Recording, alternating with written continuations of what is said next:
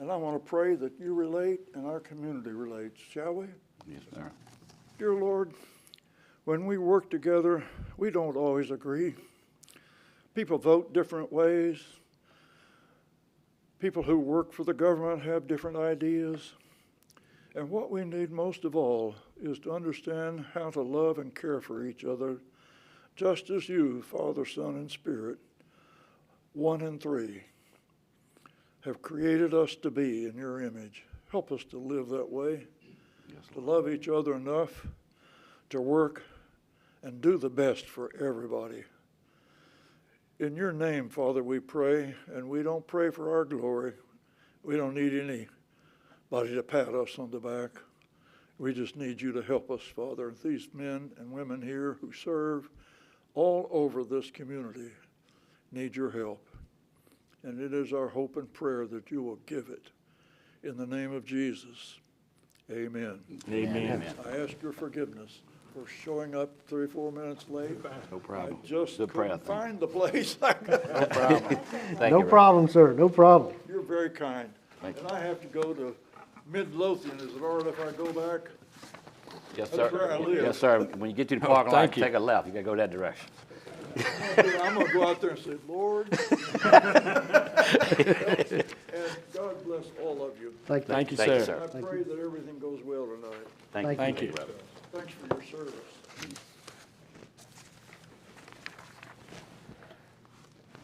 All right, now we'll go to delegations from the public. We have 2 tonight. Mr. Woodson Irby.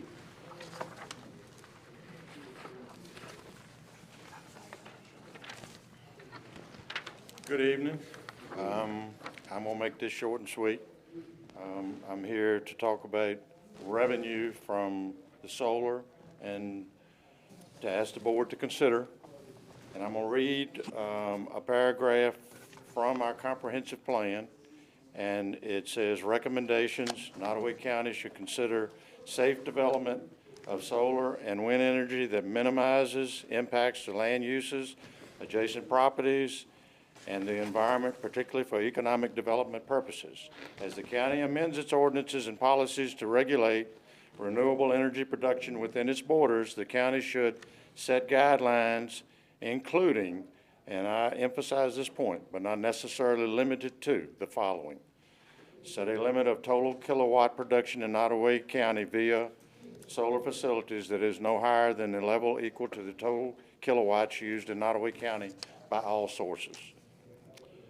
I'm asking the board to consider that we allow 400 megawatts of solar power be produced in the county, which would take approximately 4,000 acres, give or take, 2% of the total acreage in the county.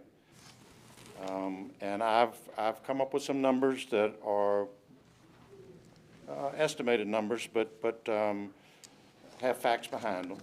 And the 400 megawatts would generate about $12 million in voluntary, negotiable upfront money. That $12 million could go towards our courthouse debt service. That would save us over 20 years at 3.85% interest, $5.5 million in debt service. If we take that 4,000 acres and increase the value of it $8,500 an acre, which is, again, an estimate, that would take $1,500 unimproved acreage and put it at the $10,000 improved assessed value. Again, that's an estimate. At the 45 cents per 100 rate we have right now, I'm not going to get into all the numbers. I'm going to give you some average numbers over the 20 years, along with the revenue share that indexes at 10% every 5 years. Over the 20 years, that would average $1.156 million towards our revenue, towards our budget. Those numbers, I can get into the details. I don't think everybody wants to hear the details right now, but I have the figures, and I'll be glad to show them to anybody. but over the 20-year average, we're looking at helping. I know we're in the middle of our budget right now, and in May, I don't think this 45 cents is going to even be, I've even calculated at higher numbers. Until we get to that point, there's no need in me bringing those numbers up.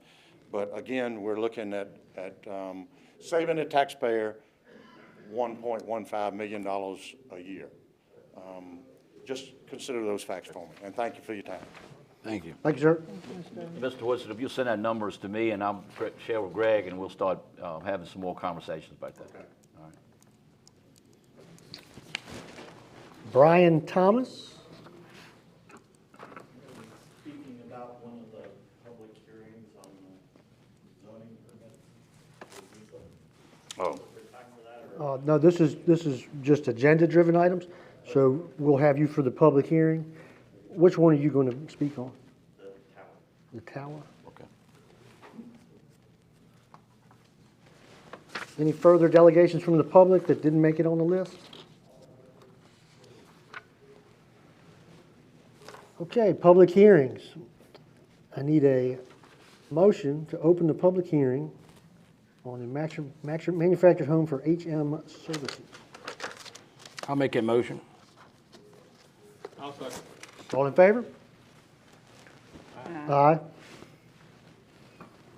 All right, hearing's open. HM Services Manufactured Home. Good guess. The request we have before us is a manufactured home. Actually, it's demolishing the existing structure that's on the site, and this is on Colonial Highway. Excuse me. It's basically two lots east of the hand reading business on Colonial Trail.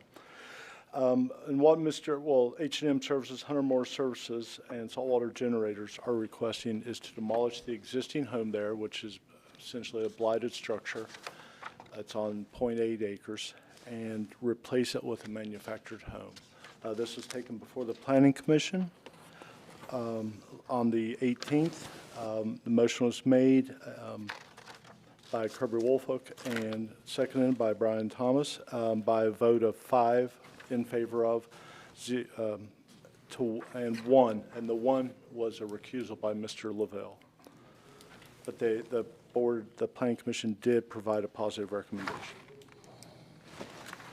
And I've included staff photos in there as well. Any debris or old cars or anything like that on the site? No, sir, no cars. So they'll remove the old home, Yes, sir. replace it with a new, and otherwise the site's it's a good, Yes, sir. clean site. Yeah, and I think, and I thought of that this morning because I always think good things when I'm not in front of you guys, this is a great example of us removing a blighted structure and putting in a new home. And I would present as affordable housing opportunity, but this is a great example. I'd like to see more of that, quite honestly, for infill development. But that's staff's presentation. So it's owned by the LLC, Yes, so this is going to be a rental property? I believe so. Okay. And I did attach conditions, and I apologize for that.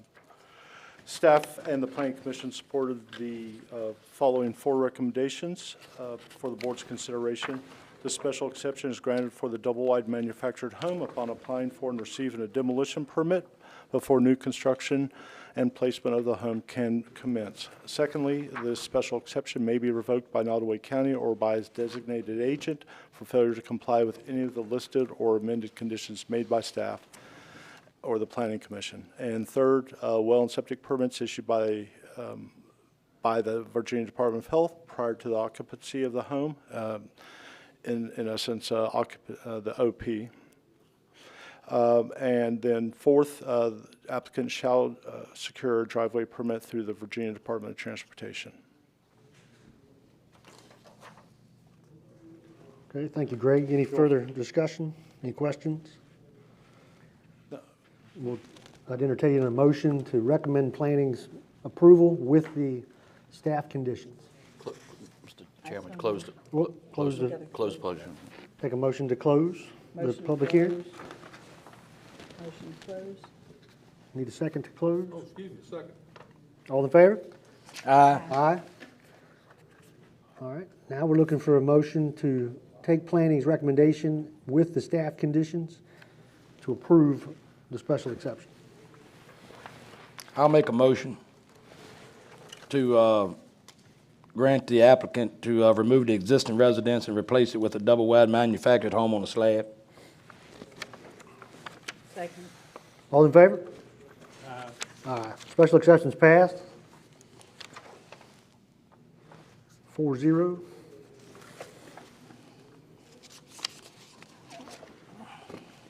All right. Now I need a motion to open the public hearing, special exception amendment, Tropical Tree House. I so move. Second. All in favor? Aye. Aye. Is there anyone in the audience wish to speak on Tropical Treehouse? Yes, Greg? Oh, I need to introduce. Yeah, get Greg to introduce it first. All right, Greg, go ahead. Introduce the special exception. Okay, this request is for, to amend two conditions for the tropical tree, owned by the Tropical Tree House Company. It's Cross Creek Nursery, which is, the structure is located at 2551 Green Hill Road. And they wanted to, as I mentioned, they wanted to remove conditions number 1 and number 5 from their letter of approval, which is in Exhibit 1, to allow the duplex owners to rent to non-nursery workers. At the current moment, the site, the house has been constructed, as evidenced by the photographs in the site. And the applicant has stated to me that due to the market conditions and technological improvements at the nursery, that they don't have a worker to fill that vacancy on one side of the duplex. This is deliberated a bit at the Planning Commission meeting. The Planning Commission meeting voted 5-0-1 to deny. Staff did give a positive recommendation, but the Planning Commission voted 5-0 to deny with one recusal. Mr. Lavelle recused himself. I did receive comments from staff. and from VDOT staff, and they've already been issued everything. The VDOT permit, the septic, that's why they have the certificate of occupancy for the duplex right now. Staff recommended approval of the amended special exception based on the applicant's stated reasons. And Staff being who? Okay.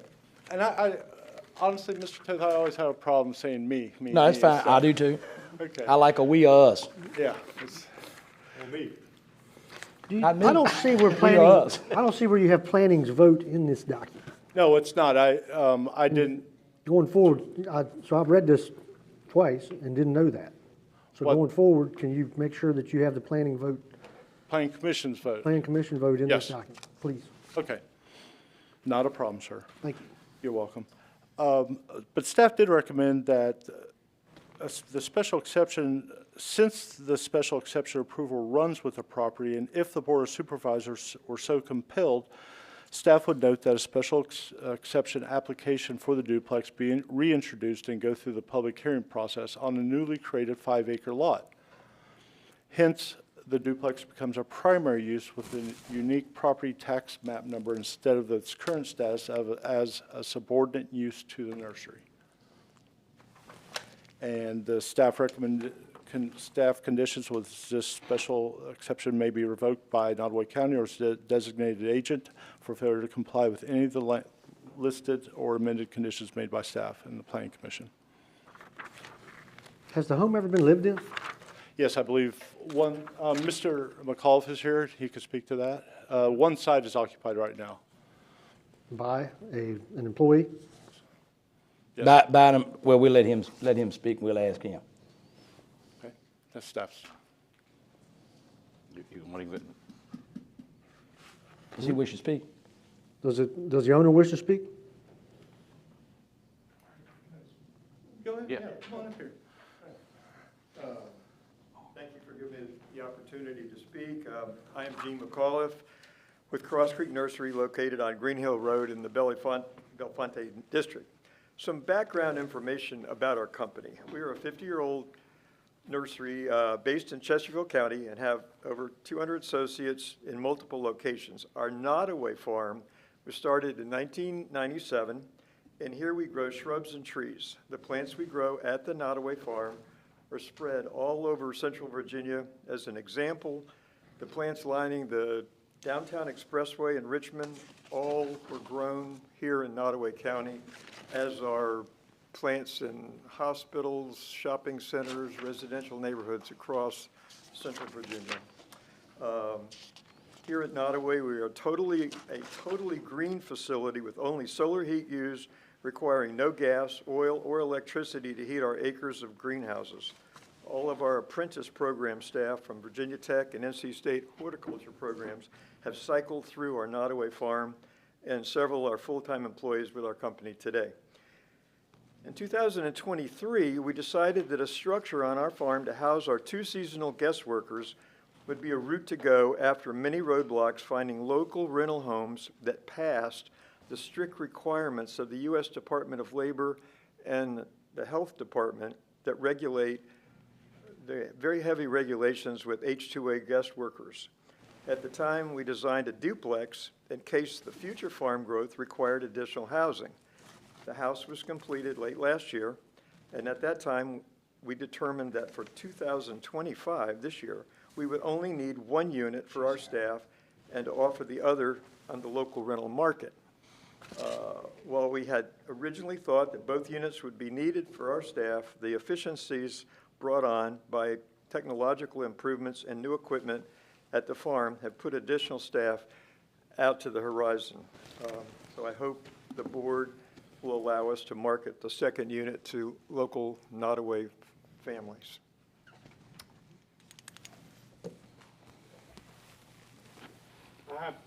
I was on the board last year when this went through the first time. Right. You might remember me saying this is going to end up being a rental unit. And that's what it's ended up being, a rental unit. And I could see it coming, I knew it was going to happen. And that's not, I know we had people from that neighborhood come and speak against this. Yes, we did.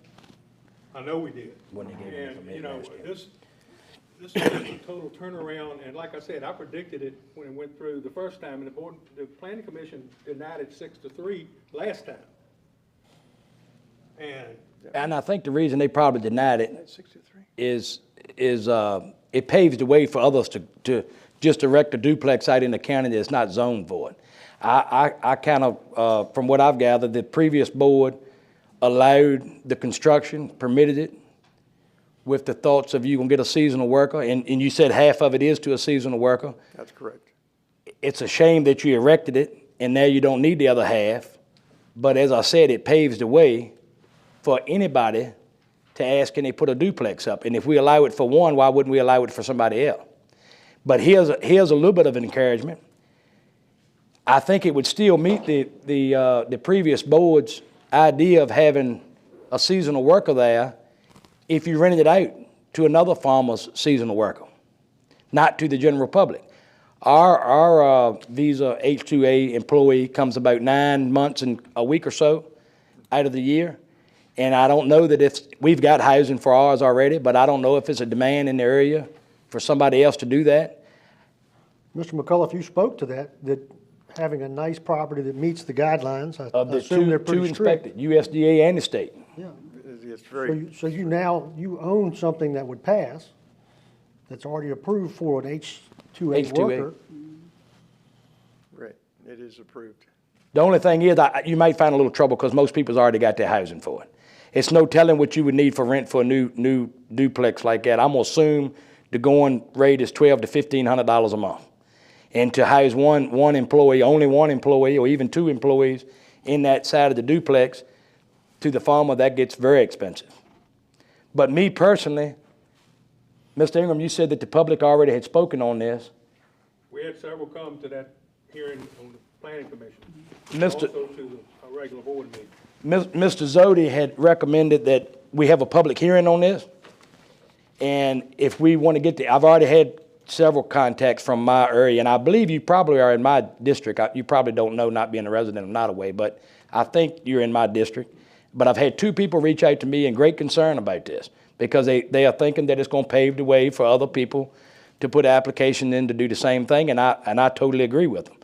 But if we want to table this thing tonight, if y'all are all right with that and have a public hearing on it, then we can discuss if he's going to keep his one employee in there and potentially rent the other side out. I don't want to see him throw his money down a foxhole, but the reason y'all gave him the permit to do it was for agriculture or horticulture on that place. That's correct. And that's not been done, so it brought, I told Mr. Collins in discussion about it, because we've been talking about it, several of us have, one-on-one, and they got the tallest, at the time, tallest tower in the state of Virginia on my road.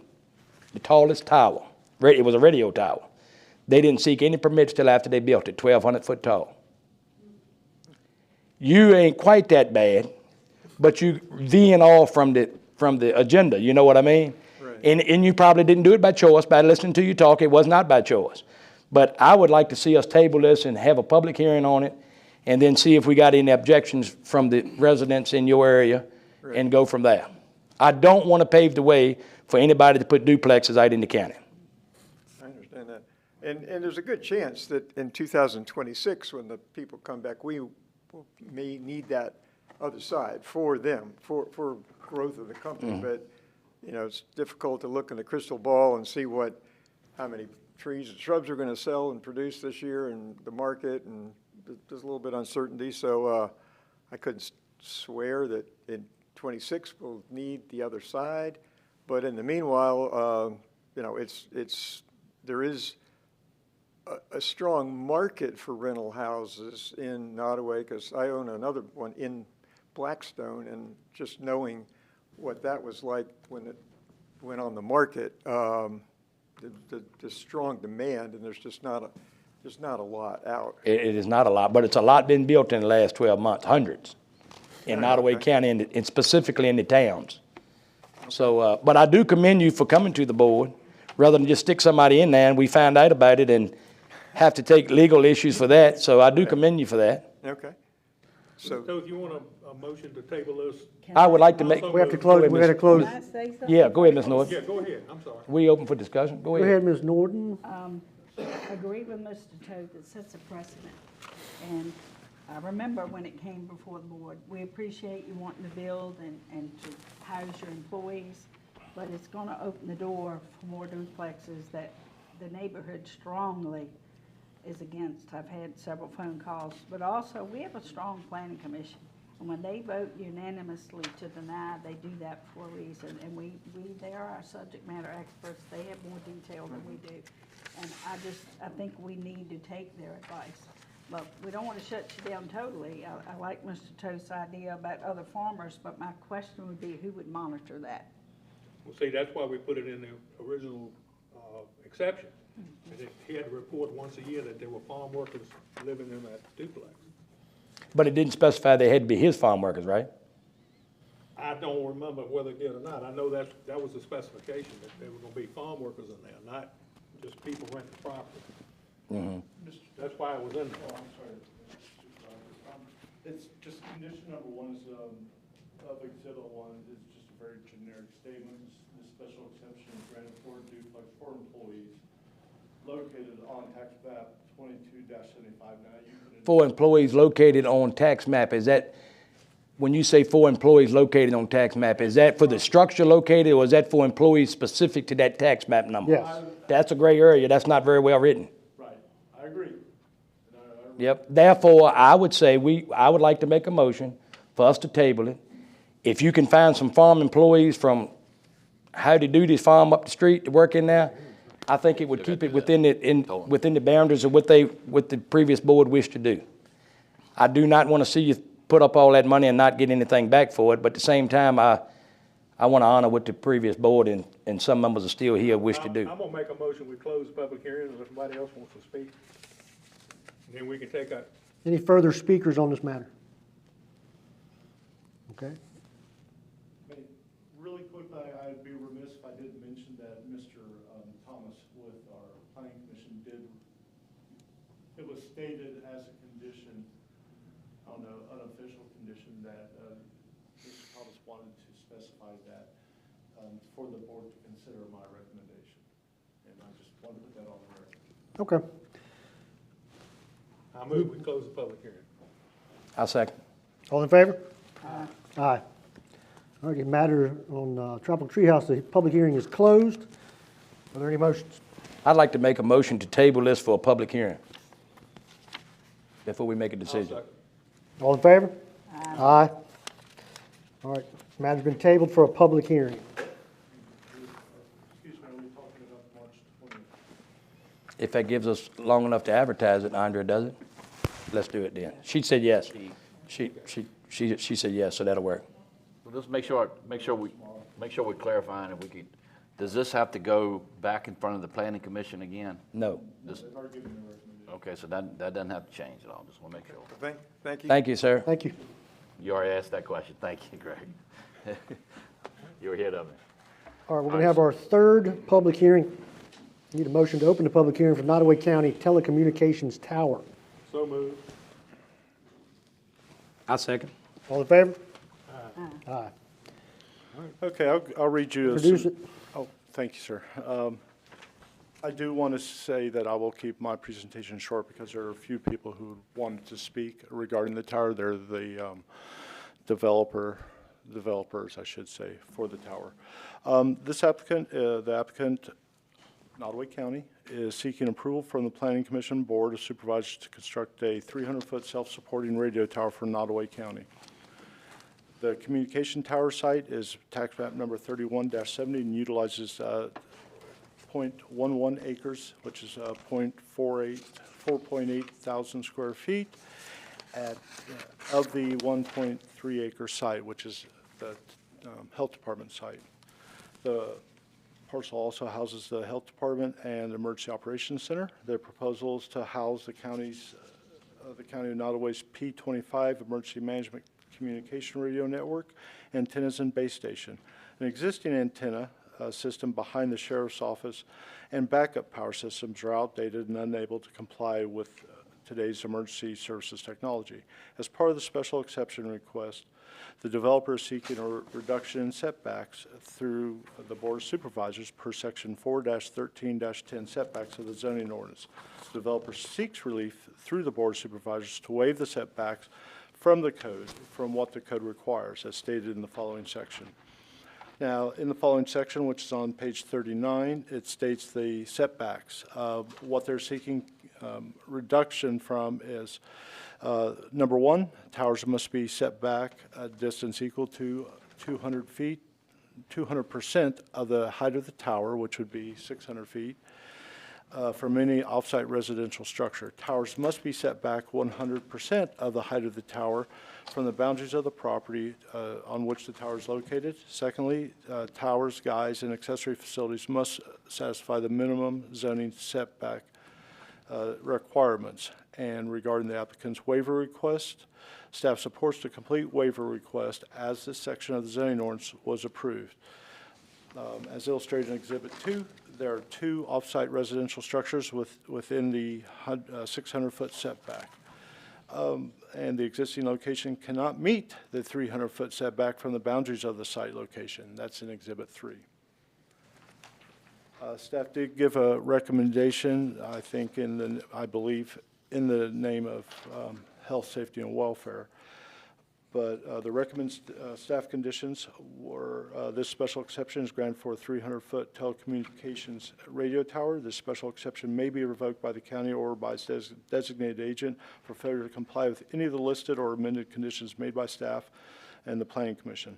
The propane tank slab must be marked in the field. The drain field shall be marked in the field and on construction plans. And finally, all construction related to the tower shall be set back 10 feet from the active drain field, and setbacks shall be marked in the field on the construction plans. The Planning Commission heard this and approved, made a recommendation of approval with a vote of 5-1. And the again, the planning commission forwarded a condition suggested, or a concerns listed, identified by Mr. Thomas regarding the fact that it was felt that the county did not do its due diligence in locating a proper site for this particular tower. It'll be located 60 feet from the edge of the right-of-way, and there was discussion about how far, where else have we looked that would support this, that wouldn't be right up on the road or adjacent to structures. Was there any answer to that? As to where else y'all looked or looked anywhere else? I believe Mr. Hyde can address that. Okay. Hey, let me ask you a quick question.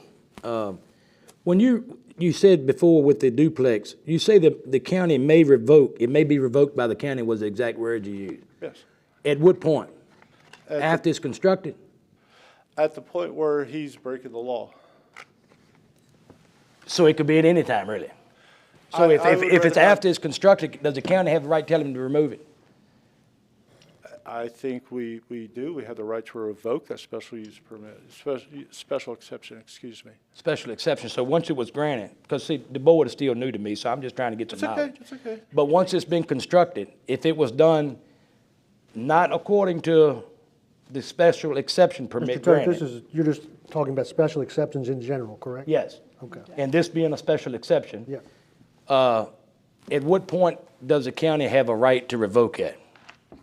Anytime? I would have to send notice of violation and give them 30 days to respond to appeal my violation notice, and then we would go I don't want to. So they have opportunity to correct it, is that what you're saying? Yes. Okay, all right. That's how That's how you zoning see it? administrators are different, but I'd like to collaborate and try to get to a good place. Okay. That works for the county and the developer. Okay, all right, thank you.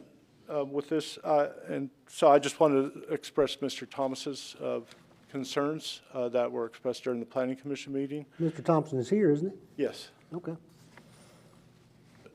Mr. Thompson?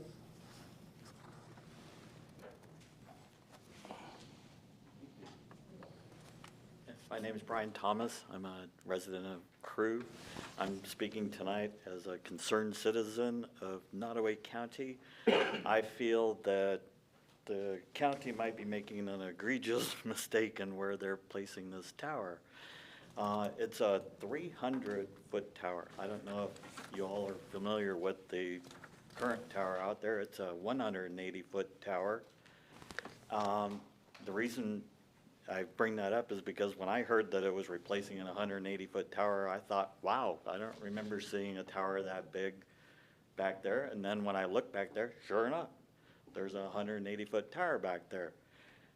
The reason a lot of people don't really notice it is because it's set back far enough. It's behind buildings. It's out of sight from the general public. And so they generally tend to ignore that. Another good example is there is an actual 300-foot tower in the county of Nottoway over in Hooper Park, over in my neighborhood, or neck of the woods near Crew, west of town. It's a 300-foot tower. As you're driving by on 460, you kind of notice the tower's way out there in the distance. And you say, okay, that's reasonable. That's way away from the road, hardly noticeable. You know, setbacks are there for a reason, not just for safety, I'm sure that's a big concern, but aesthetics are a big concern as well for towers of this size. If you go 60 feet away from that 180-foot tower and look up at it, you'll see what I'm talking about as far as setbacks. My wife and I drove back there into that parking lot, and we looked up at that tower, and I told my wife, now imagine taking 2/3 of that tower, stacking it on top of that tower. That's a 300-foot tower. I believe her response was, whoa. Now, picture taking that 300-foot tower and putting it only 60 feet away from a well-used roadway in this county, West Courthouse Road. Another good example is that imagine coming down Old Nottoway Road towards the county, and you're about to turn, you know, the road goes way down there, and you're coming back up in the 40-mile-per-hour zone, about to turn left onto West Courthouse Road.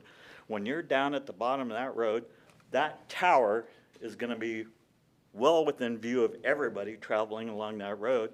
And it's not only going to be a 300-foot tower at that point, it's going to be almost a 400-foot tower looming over everybody. And when I say looming, I mean looming. If you stand within 60 feet of the tower west of Crew, you'll know exactly what I mean by looming. This is not something that keeps the look and feel of the nice county governmental office space here to what we would think is a nice looking property.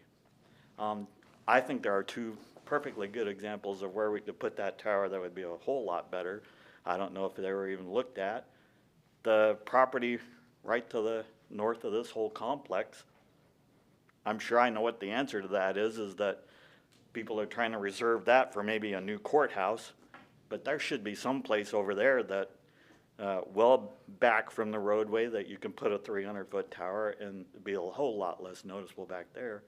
And then, just less than a mile down the road of Old Nottoway Road, you've got 3 school properties there with plenty of space to the back behind the ball diamonds and so forth, that you could put the tower back there and put a tower, just a 100-foot tower on top of the health department that should have a direct shot right to a 300-foot tower that's less than a mile away. So I don't know. I just think we shouldn't be putting something that huge right up next to a major road like that. All right. Thanks for your time. Thank you, Mr. Thomas. Mr. Hyde here. Can you talk about the process CTA used to locate that tower?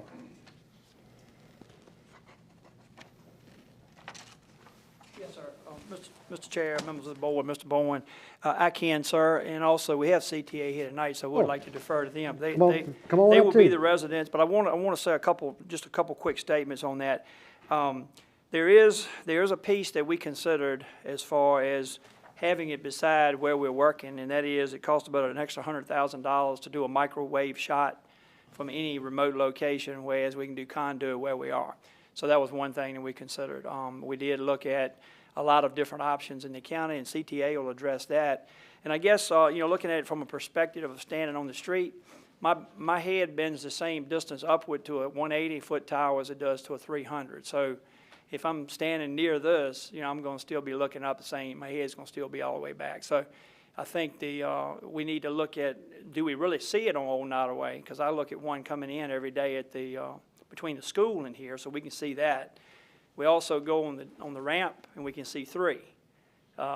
Yes, they are set back, but we can't see them. So that's just things to consider, and then I want to yield it, if I can, to CTA. Yes, sir. Yep.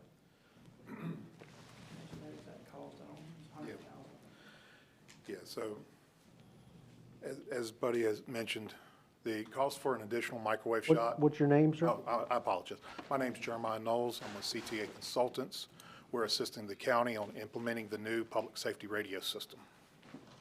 All right, proceed, sir. Thank you. And as Buddy said, the cost for an additional microwave shot is, somewhere around the neighborhood of $100,000, but that's just for the equipment, for the microwave equipment to do the shot. You would also need a secondary tower, something that gets up above the tree line so that you could see the microwave link. For microwave, you're not able to have trees, leaves, buildings, anything in the way that would cause it not to work. When we were initially doing our survey for this project, we initially thought that we could put the tower behind the sheriff's office in the field that's back there. There were concerns that there's a drain field back there, and that a tower would damage that and make the drain field inoperable. When we looked at these locations to the side of the complex, that way, we were told that it may interfere with a potential construction project in the near future for a new courthouse.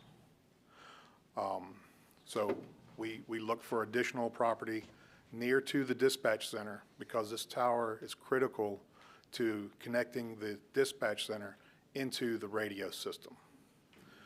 We utilize fiber optic from the dispatch center over to this tower site to connect their dispatch consoles, the computerized radio system, into the big county-wide radio system. That's why the location of the tower is so critical. We need to be able to get it close to the sheriff's office where dispatch is. That saves us a little bit of cost, and we don't have to put up an extra 50, 100-foot tower to get the microwave shot into it. This 300 And more equipment creates opportunity for more fail. breakdown. Yes. Fair? Okay. This 300-foot tower not only serves as interconnection between the rest of the radio system, but it also will provide coverage to a large area of central and southeastern part of the county. As we're asking for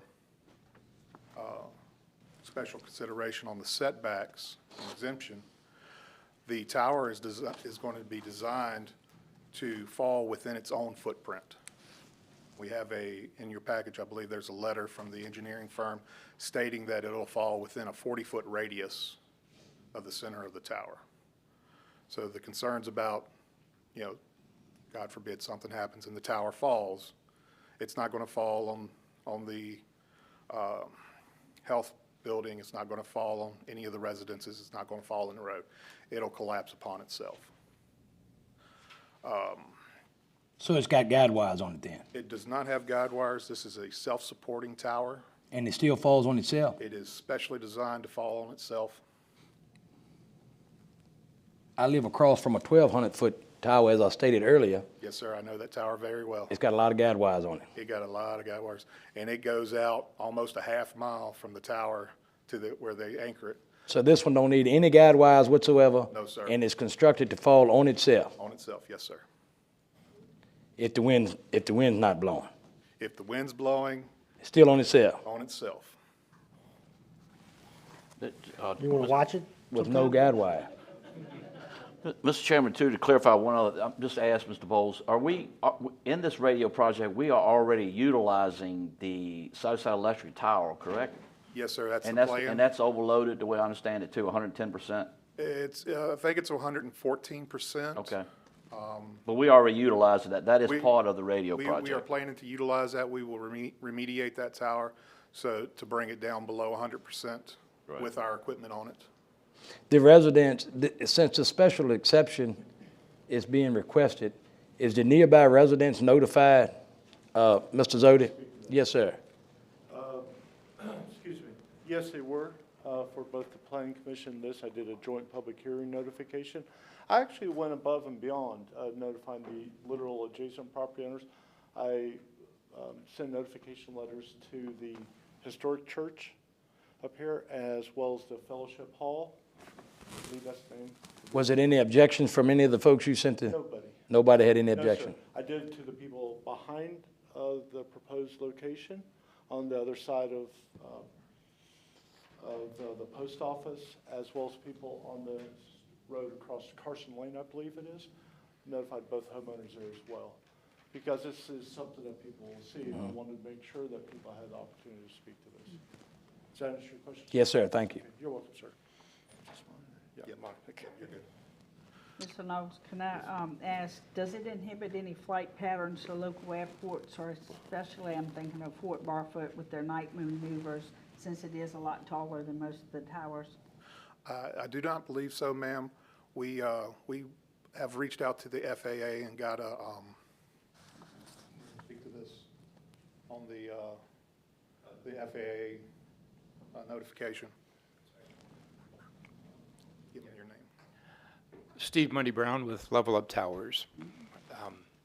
Yeah, the filing will go through the FAA. This tower would have a medium dual intensity lighting system, which is a pretty standard system for, it'll be a red night, more than likely. The FAA makes the final determination, but that's pretty standard for this type of tower. A red night beacon and a white day beacon on the tower. And they've issued their permit? I'm sorry? The FAA has issued the permit? Or they've agreed? Not yet, but there's really nothing to it. Yeah, we don't expect them to object based on the location of the tower and their flight pattern. And you take it step at a time, so you probably get approval here first and then apply to them, is that correct? Yes, sir. Okay. Okay. And I might want to add, excuse me, that it'll also have to go to SHPA, through NEPA, SHPA review NEPA and and NEPA SHPA. review. Okay. Anyone else that likes to speak on this matter? Okay. Just real quick, buddy's asked me to mention that we will have an 8-foot fence around the compound with slats installed so that it's not very visible. We'll be utilizing green slats to kind of blend into the background of the kudzu in the back of the property. And it would be public, help the public not having access to the actual structure? Yes, sir. You know, I'm sure the insurance company of the county will require a fence, and the county already requires a 6-foot fence. We'll be installing an 8-foot fence with anti-climb devices on top. Well, you don't know the size of that fence, do you? It's a 60 by 80-foot compound. In the footprint of the actual towers, how many? I believe it'll be approximately 36 feet from center of the leg to center of the leg. It's a triangular shaped tower. And you're 60 by 80, you said, on the fence. Yeah. There's a small building underneath, right, Mr. Bowles? Yes, sir. With all the There'll be internet. We're going to have a propane tank and a generator. Yeah, there'll be a small equipment shelter underneath. The compound's a little bit bigger than what we need because the tower's also designed to accommodate up to 3 additional co-locators, generally cellular. So we need to leave enough space in the compound to support their equipment as well. Any other That's one of those hard Questions? decisions on being on the board. I heard Mr. Thomas give his concerns, and I agree with most of them, but as far as feasibility and the county not having an abundance amount of land to be able to go to, and even if it did, you'd have to put that, what do you call it, microwave tower in. We already pressed for pennies, much less dollar. And they said it's self-contained, self-supported. You got a big insurance policy or bond to suffice that if it comes down? Yes, sir. You do. For how many years? I believe, 100? I believe for us, it'll cover during the construction In the warranty probably? and then, and the warranty, and then the county will take over after that since it's a county-owned tower. And it's part of the whole communications deal that we've already, It's a critical piece. yeah, so it's gotta happen. It's just where, and I don't think no other place is gonna suffice it doing it. I mean, unless you wanna spend $100,000, and then the maintenance of it. Fiber optic, y'all going underneath the road over there? We'll go, I believe we're going over top of the road. There's already existing fiber optics going over top of the road now. And if the sheriff's office happens to move in the next few years, that fiber optic could just go to the new location within a close proximity of that tower. Yes, sir. Or we could run new fiber from that location to the new sheriff's office, depending on how far away it is. What you think, guys, gals? I move we close the public hearing. I second. All in favor? Aye. All right, the matter of the communications tower public hearing is closed. Would anybody like to make a motion? Mr. Chairman, let me just say one more thing too. One thing I did not look into, but I do know that some towers have been declined because it's too close to a historical building. And so that was another reason why I'm putting it across the street, trying to get it away from the historical building. And I do oblige that the public adjacent and beyond, even across the street, landowners were notified and they didn't object to it. And if anybody should have the most valued opinion, it should be them. I appreciate Mr. Thomas's concerns, and too, knowing he's on the planning commission, y'all have a hard job. I think it would be a different lens that we'd look through if it was in the middle of a field on a farm or something like that, but since it's such a critical piece of our transition for our dispatch and our radio communication, and we have very valid points of putting it where we need to put it, and knowing that our taxpayers would have to pay an additional $100,000, that makes a huge difference. I agree. To save money for the construction of the tower, period, you couldn't put the smaller tower in and go to an existing tower like the 1,200-foot tower?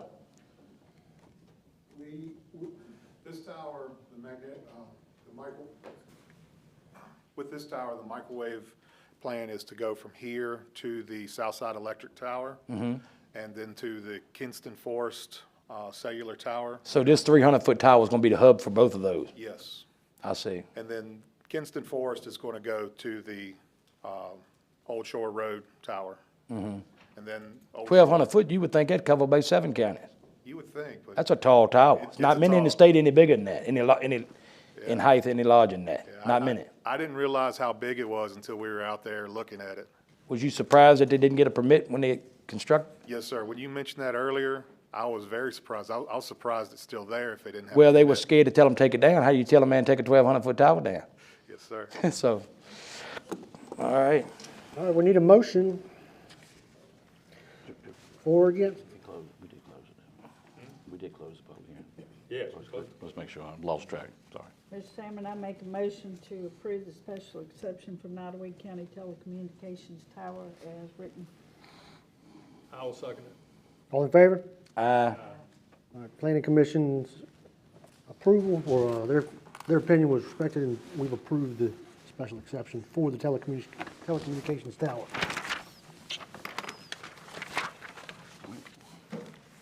No presentations that I know of.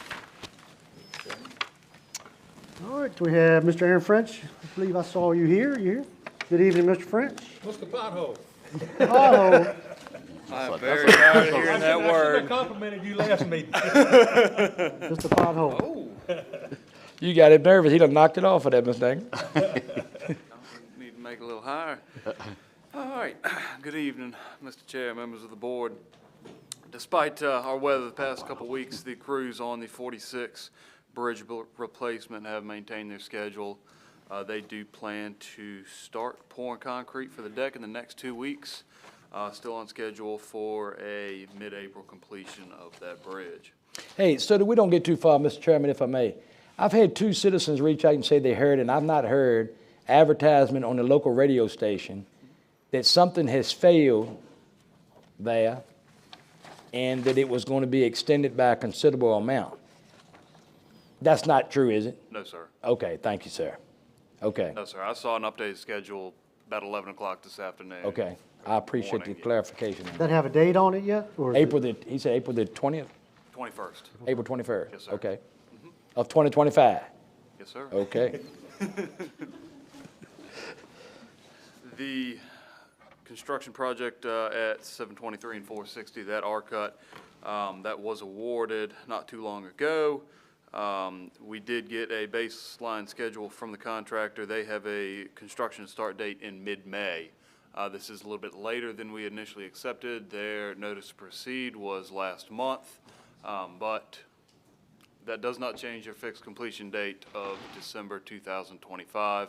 This contractor just built an identical interchange in another part of the state, so they're confident that they can get this one done pretty quickly as well. Hoping by delaying their construction to mid-May, they'll be able to utilize some better weather. Our annual resurfacing schedule contracts have begun or will be beginning in the next couple weeks, starting with some pavement marking eradication and patching ahead of our thin seal slurry style resurfacing and surface treatment routes. A lot of that will be in crew for those thin treatments beginning here shortly in the next couple weeks. We did hit some weather delays with our mile marker signs on 460. all of our staff has been doing nothing but push snow the past couple of weeks, so had to put that on the back burner. But the 460 mile marker signs were completed yesterday, and the signs for the 360 mile marker installation were ordered yesterday. We'll probably get those in next week, and it'll probably take about a week to get those signs in. So within the next 2 weeks, should see the mile marker signs complete on 360 as well. Spring is right around the corner, so I'll be beginning to schedule our secondary 6-year plan process, annual process for those funds for mostly our unpaved roads in the county. Stick with the same schedule with the presentation, public hearing in May, and passing that resolution. Concerning the current 6-year plan, Crystal Lake Road is our next road in the schedule as a rural rustic project. That road is fully funded. We've got the green light for construction, so we'll probably begin that project in the next couple months once we get a little bit warmer. And potholes are everywhere. We are performing more or less statewide what we call a pothole blitz. Our crews are focusing on potholes and safety issues, and that's about it right now. So Barkerville Asphalt Plant opened today, so we can get asphalt available and ready hot in this county now. So we should see a lot of progress on our larger potholes. The smaller ones, we have had a spray injection truck in the county this week as well, hitting some of our smaller spots as well. So. Do you have the citizens' phone number in case they need to call you, the ones they want to make a complaint? Sure. Can you say that over the mic? No, your number, your Your emergency office number. number? Yeah. Do you have what it is? My phone number? Office No, number. the road maintenance number. Oh, it's 1-800-4-ROAD 36. I do not know. I know it's 1-800-4-ROAD. Work orders can be submitted 1-800-4-ROAD. Yes, 1-800-4-ROAD is Okay. the work order number. Work orders can be submitted online as well. You can just. On your anybody- website? Yes, sir. Okay. Anybody can Google search VDOT work order and go and put one in electronically, and it'll come right to us as well. Okay. We've got a couple VDOT guys that go to our church, they work for the county. They told me Sunday, one of them did, that this spray injection truck in one day done over 300 potholes in Nottoway County in one day. That's pretty good. That is very good. Yes, that truck holds quite a bit of material, and we're getting that about every day. It depends on the size of the potholes, but we like to use that injection truck for smaller potholes like that, because the way that he's paid, if it takes him all day to use that material up, he's getting paid all day. Gotcha. And that's the contractor then? Yes, sir. Okay. All right, anybody have anything else? The traffic study for Shoot Road, it says the study's complete and no changes will be made. Can you tell us the time frames that speed study was conducted? The timeframes as far as the dates are concerned, I believe it was sometime in December that the study was conducted and reviewed. I do know that there were some recommendations concerning some site distance improvements that we have not been able to get to yet, as well as the school bus stop ahead signs. We are still in the process. I was asking about the time frame. Did you do it in the morning and in the afternoon when the school buses run, or did you do it in between? If the problem is coming in during the time the school buses run and people are going to work. When they do the speed study, they collect the data over a period of time, so over several days, several weeks, and then look at the 85th percentile for the speed to consider that as the average speed. So they have the ability to look at a certain time of day, but ultimately they consider what is the 85th percentile speed over that time period that they do the data collection, which is several days, I believe. I'm just really concerned because the bulk of it happens when the school buses are running, and I don't want to see a child get harmed or the bus drivers. So just note my concern, and if the issue comes up again, we'll have to readdress it. Yes, ma'am. I don't want to see any poor result of it as well, and we are still continuing to look at those school bus stop ahead signs. I believe you were going to put the emergency lights on those, I think, weren't you? Were you thinking about the flashing yellows during the period of time? Not during a period of time. Right now, we're just assessing the certain locations that we can put them where they're warranted. Okay. We've got the list. We've got the list of addresses where there are school bus stops, so we're working through that list. Okay. And seeing where they're warranted.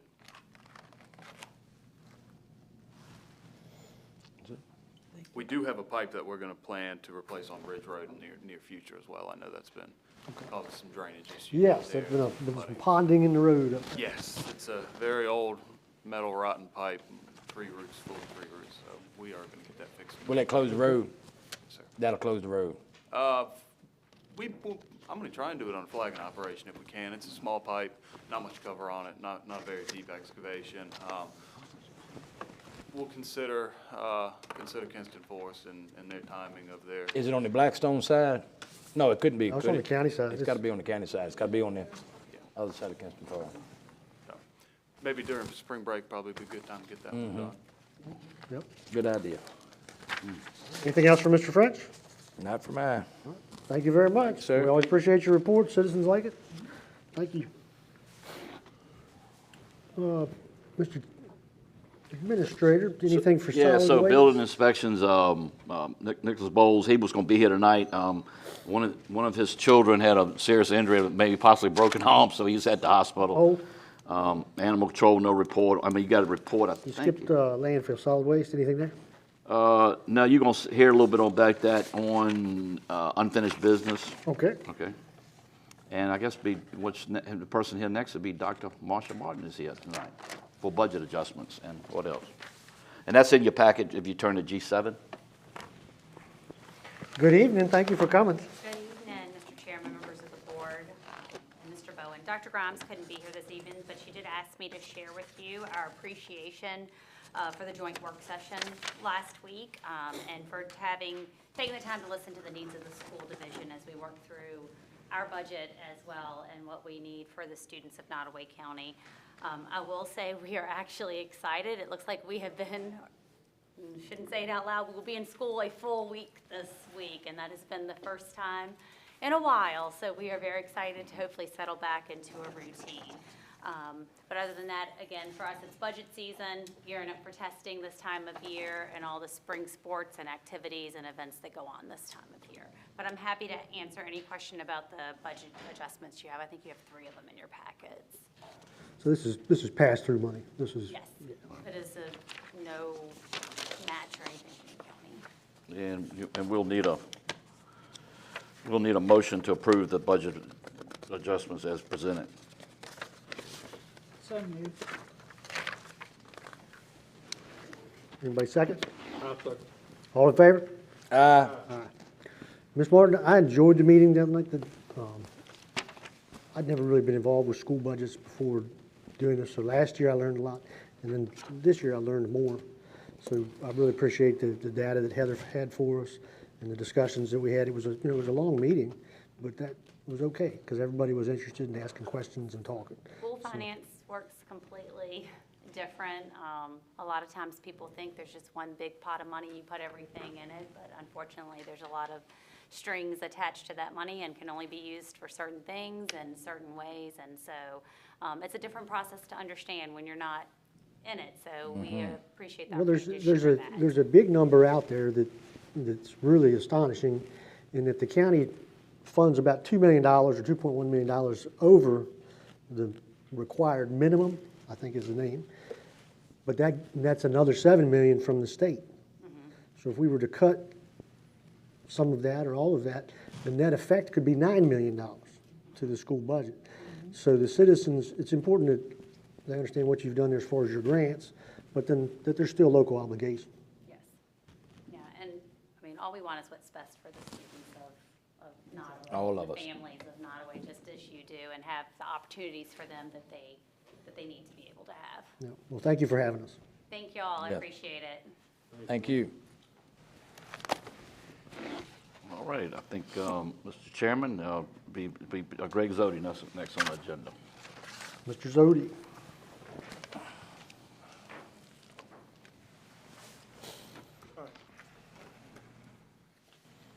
Mr. French is tall. Okay. All right. I really didn't have anything to add in addition to the department head report I submitted, but I do want to spend my time and then I'll get to the solar piece. But I do want to kind of share with y'all what I really want to do to market this, our pickup park. Number one is decluttering the parcels. We have so many parcels all around, and I believe the mapping that showed part of us on the west side of Military Road, north of the west entrance, that's text. And there's always an assumption that we own it. It's not. We don't own it. But so what I wanted to do was just kind of give you guys a rough draft of what I'm doing. I'm going to do this to our GIS, and then if y'all approve it, I'll keep it in draft form, and then I think after I complete it, let the consultant, our GIS consultant, make a proper map for us. Because we have to, I've mentioned, and Chair Pauls has told me that, you know, the best way to do is just say, you know, let's change our narrative on the LoopNet site or the CoStar site. That's what we pay $67 for a month. To list this site, and then the lumberyard in Burkeville. But I wanted to let y'all know that I think that if we write a narrative selling our county and saying, hey, you tell us what you want, how much you want, and we will work with you. We'll cut this out. And we've already been through we started to go through the Title V review with VDOT several months back. And we don't know what the users are going to be. That's what a Title V review is VDOT comes in and says, okay, you're going to have 10 acres. It's going to be an industry. What's going to be your employee? What's going to be the vehicle count every day? We don't know those things. So I think that we got ahead of ourselves in wanting to just go ahead and put in place our rezoning for the pickup park plan unit or plan development, which primarily be industrial. So what y'all have in front of you is sort of a draft of the map. We have a total, actually, it's actually changed a little bit since the GIS consultant updated the acreage on all the parcels. We actually have closer to 400 acres owned by, the board, owned by the county. Because at one time it was 369, but there's a parcel 5190 that's zoned general business and rural residential. It's right behind the Officers Club, and that's 134 acres. And that's zoned general business and right around the floodplain on the eastern side of the site. That's in Exhibit 3, by the way. Exhibit 3? Yes, Okay. sir. Yep. And you can barely see it. It's kind of tough getting the opaque, making it a little bit more translucent. But we do have general business, the RV park. I measured off roughly 15 acres, and that's zone general business. That's on the Exhibit 3 also, I believe. It's just south of Baker's Court and Quartermaster Way. And then we have the pieces up near Cox Road, general business. And then we have a larger piece just below that, south of that intersection of on the west side of Military Road, and that's about 30 acres near Cox Road. And we have a 2.7 acre corner of Darville's and Dominic Corner. FDCE purchased the acreage right below that, and that's reflected on our Under GIS. contract, hasn't been purchased yet. Right, okay, yes, sir, under contract. And then we have these disjointed pieces that I spoke about. There's 64.7 acres on the east side of Darville's and Dominic Corner. And then we have the 43-130, that's two pieces I have illustrated. I believe that's on Exhibit 2. And they're separated by Darville's Road. Northern side is 114 acres, southern side is 69 acres. I have a question, Mr. Yes, sir. Booty. On the county GIS parcel 5190, which is Exhibit 3, Yes, sir. you're showing 52.1 acres? And that's that's the crazy thing. I did that with a polygon, and I did that earlier this The week. GIS is showing 135.41. Yes, sir, that's right. I can't, So this brings us to a topic that Mr. Toast's not gonna like. That I ain't gonna like you said? He's not gonna like. All right. So when the federal government transferred this land to us, they did it on one deed and they did it by meets and bounds. And so as we've sold things, our ability to describe what we're selling is difficult, if not impossible. So we're going to have to start talking about surveys. I know Mr. Toad's gonna say the buyer pay for the survey.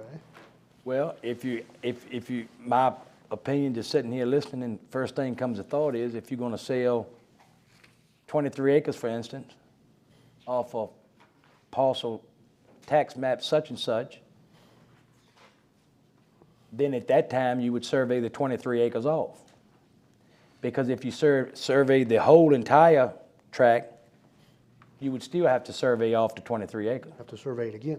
Right, so best thing to do is just survey as piece by piece. So and you sell it. so this goes to Greg's talking about marketing.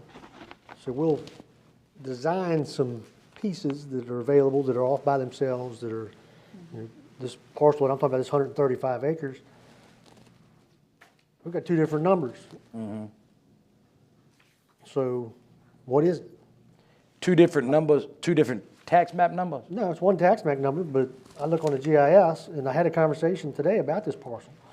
135 acres on the GIS, and this information is different. GIS is my experience with the GIS,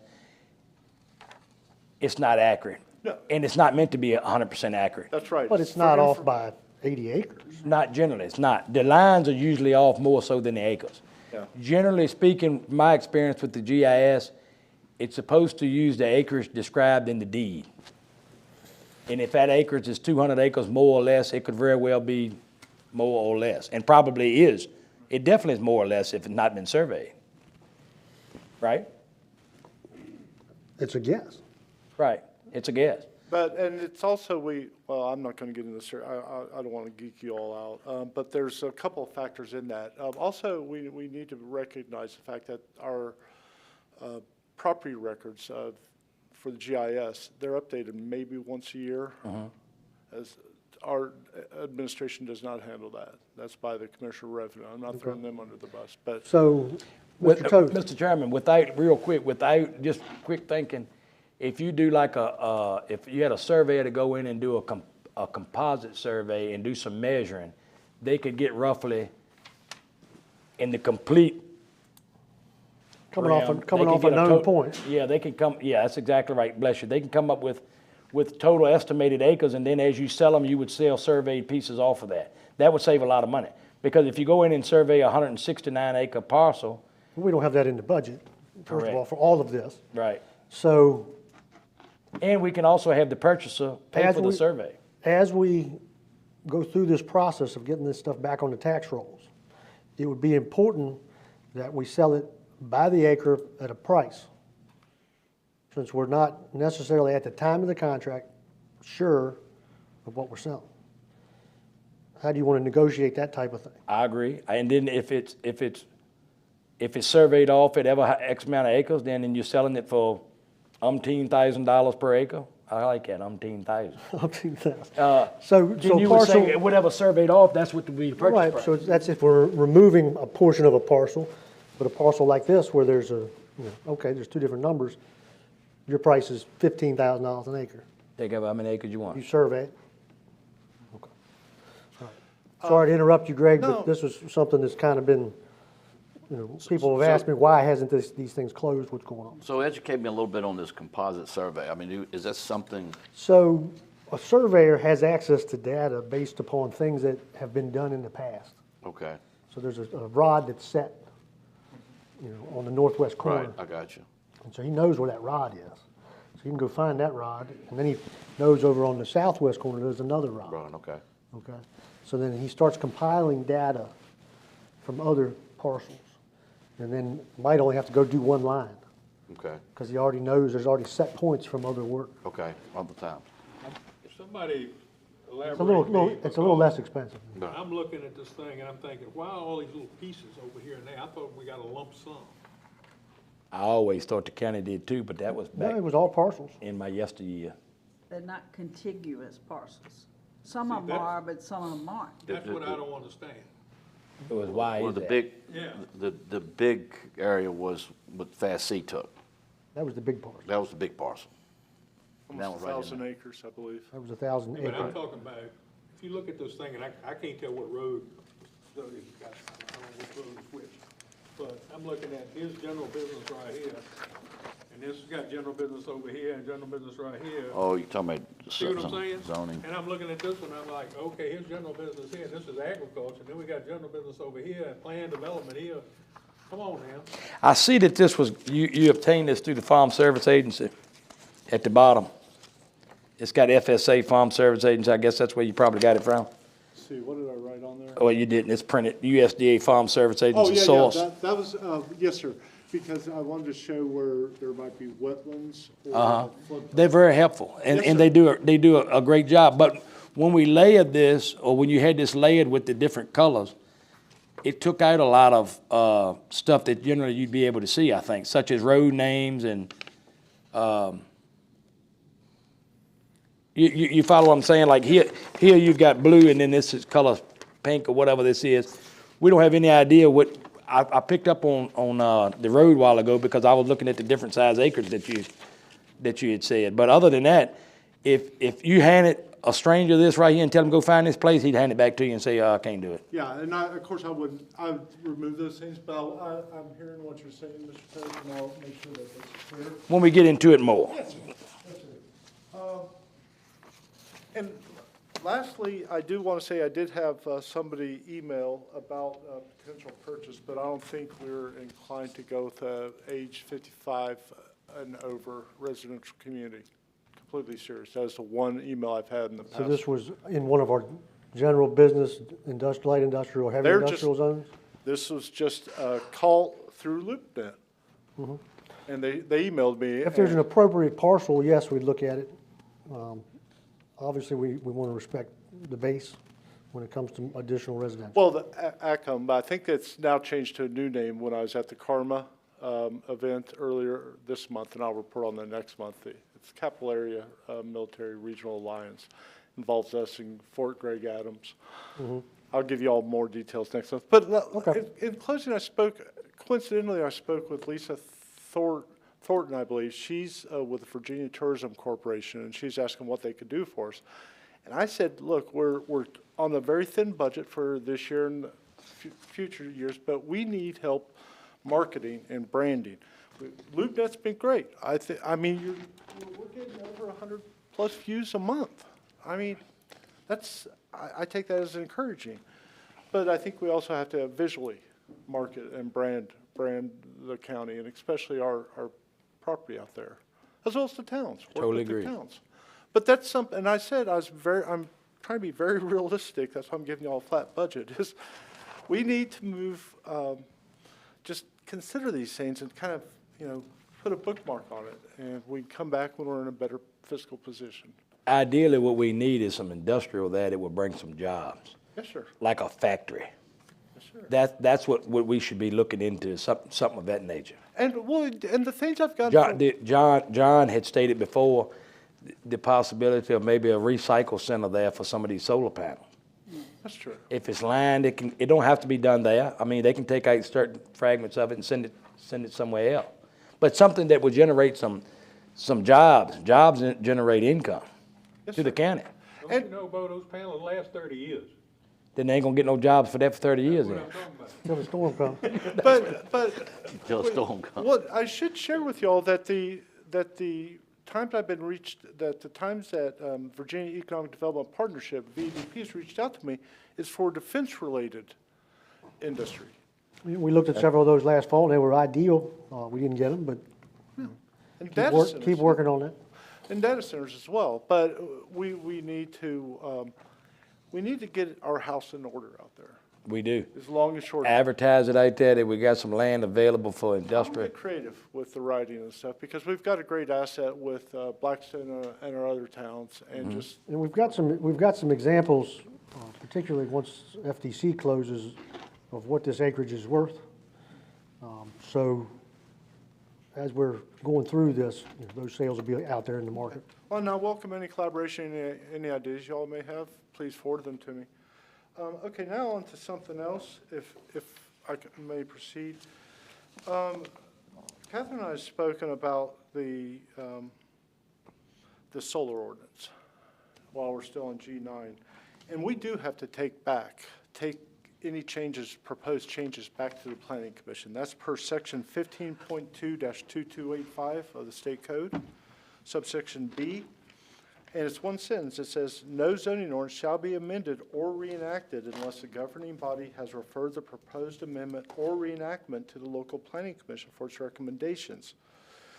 The second sentence is germane. The failure of the commission to report 100 days after the first meeting of the commission after the proposed amendment or reenactment has been referred to the commission, or such shorter period as may be prescribed by the governing body, which would be the Board of Supervisors. So if they don't act for 100 days, it's deemed approved. We don't want that 100 days. That's what, 4 months, 3.5 months? But we have to take it back for the Planning Commission to review and then hold a public hearing and then forward it to y'all. It's the long and short of it. You potentially would never pass an ordinance. What's that? You potentially would never pass an ordinance. You would potentially never pass an Never, ordinance? yeah. I ain't gonna go there. That's an ordinance we shouldn't have passed. I didn't vote to pass it. Well, let me ask you, isn't it, Mr. Chairman, if you, Catherine, what's the word I'm looking for? That it would not have to go back to Planning Commission? So anytime you amend it, since it's been passed, thank you. Anytime you make an amendment or propose an amendment, it will have to go back to the Planning Commission for the recommendation. You don't have to accept the recommendation. But I it's thought if gotta it go was back. more or less restrictive is how that was decided. That's the word I was looking for. So that Depending on how you look at it, it's is what the whose standard lenses. for a public hearing, not Not for going back to for a planning. planning commission. So by passing the ordinance, By passing the ordinance, you've now put in place a requirement that any amendment made at any time has to be back to reviewed by planning the planning commission and up and until the state code changes. but we passed it because we were concerned about the state coming in and we didn't have an order. I mean, that's really basically what happened when it was done. Yeah, Right. we wanted to have something on the books. Did we, don't answer that question. I was gonna say, did we do the right thing? Don't answer that question. Yeah, I don't think. Well, that was also prior to the judge's order. That's right. Right. Well, true. That's right. So what I propose, just for information, I propose give due respect to the Planning Commission is I'll take it to them for review at their March 18th meeting and then hold a public hearing. So we won't have to do them 100 days you was talking about? Right, and so we would bring it to the, ideally, and this is, the Planning Commission would have to make this recommendation, but ideally, we would get it back to y'all, get it back so we can hold a public hearing on March, I believe it's the 22nd or somewhere in that time frame, or the 15th, I think. It would take us that long to find out what's less restrictive and more restrictive. So we just as well go on and do it that way and stay legal. It's March 'Cause what 20th. maybe, March what? March 20th. 20th. Yeah, What- so, yeah, I'll take it to them, and then we'll hold off on both public hearings until the April meetings. That's all we believe. Hold off on both, okay. Yeah, because you can't take it. Yep, right, I got you. You ain't got enough time. Yeah, sorry to be very bad news, but. I understand. Thank you for that clarification. You're welcome, sir. Thank you, Catherine. All right. Mr. Hyde, did you have anything? Yes, sir. We got a few items of action, sir.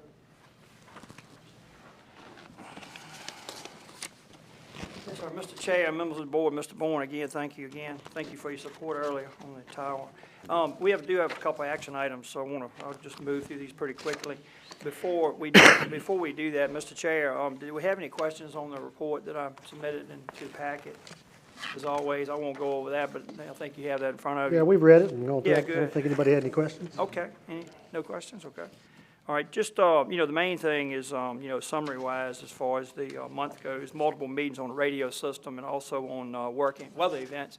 Weather events were a big thing. GIS, I heard Mr. Toth talk about GIS. We have loaded the GIS data, that we've worked on for a good 6 to 8 months for EMS and fire. The good news is we just loaded that into the dispatch CAD, the computer-aided dispatch. Now, it's not finished, but the next step is to take the month of March and April and to sync the data that we've loaded in. And the data what I'm referring to is what fire department goes to what address in Nottoway County. And what we did was, we did something that most counties around us have not done yet. A lot of people are calling me and asking, can we look at this? We are going 6 deep. I call it 6 deep on fire, 6 deep on EMS, 6 deep on helicopters for the choices. And it's a good thing we're doing that because we had a call the other night in Blackstone on Leicester Street, and we went 6 deep before we got an ambulance. So even during a non-disaster time, you never know when you may have to go 6 deep to find an available ambulance. And one reason we couldn't put one on the scene is because we were at hospitals. So we had to end up going to Dinwiddie. Dinwiddie answered the call. But that's what happens in our... When you say 6 deep, you can talk about 6 different...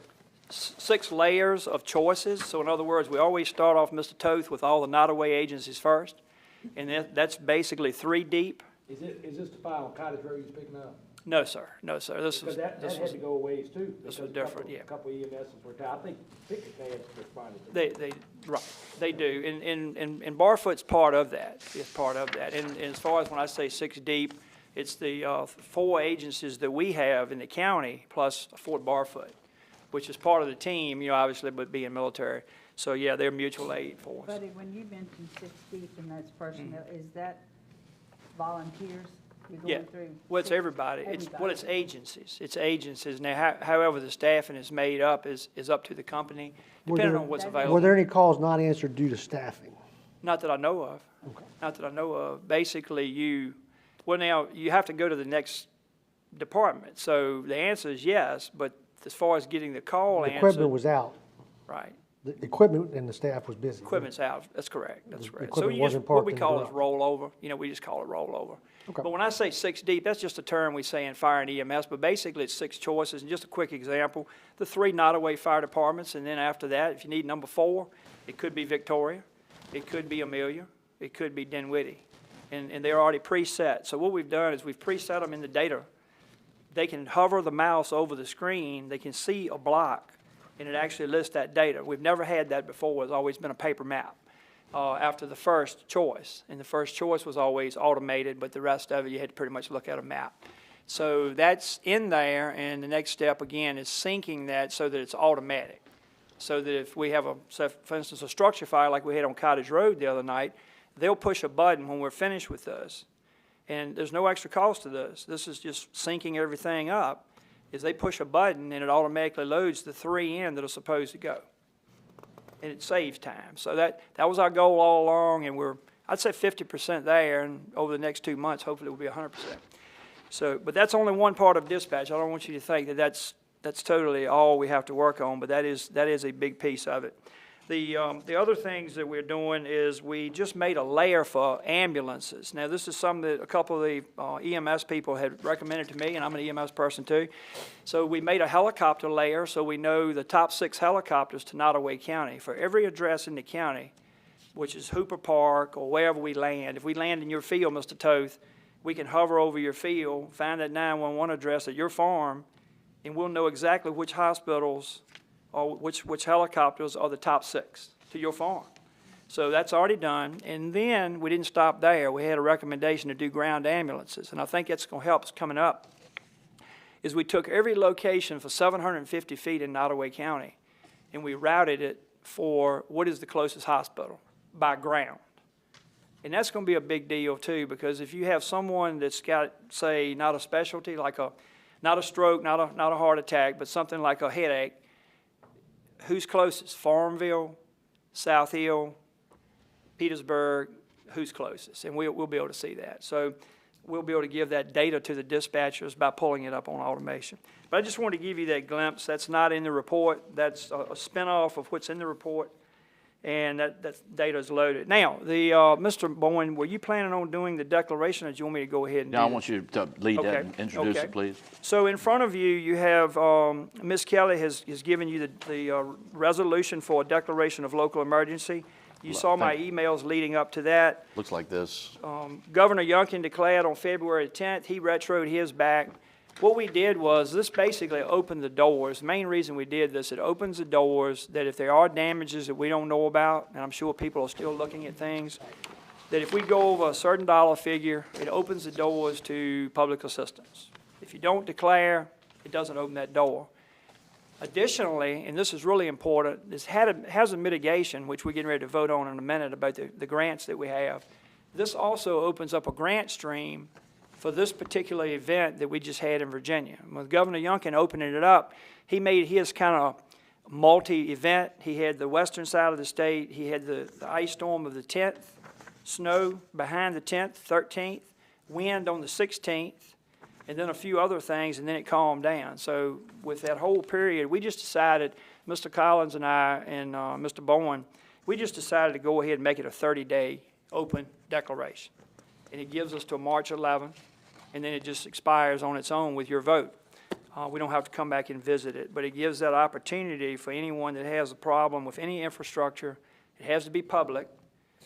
Any buildings, any cars, any damages that insurance wouldn't cover, it opens that door. So at this point, staff is requesting that you move to approve the declaration of local emergency, and we'll go ahead and put this in file. Need a motion to declare a local emergency So moved. or accept the resolution. I'll second. All in favor? Aye. Thank you, Mr. Hyde. Mr. Chairman, I know we talked about this at point of order. I know we had talked about this in a work session that I was going to bring it up again, and I apologize to you, Mr. Chairman, but it's for the purpose of information to the public. Because you noted Mr. Rourke is not here, but if it is a tie, the motion is defeated. So we should have said that at the beginning. So I apologize to you. Yeah, we did mention that at the work session, but we didn't do it tonight. Yeah. Anyway. So for clarification, anytime this board votes without the presence of Mr. Rourke, if there's a 2-2 vote, the motion fails. Just so the citizens understand that.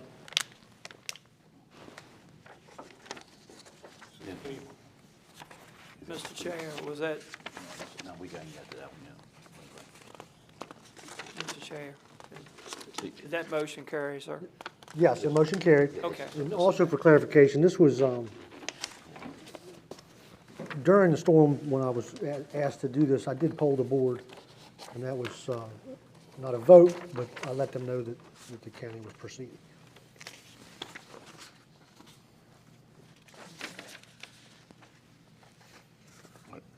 Mr. Chairman, I think he's got 2 more items, right? I do. Go ahead. Grant.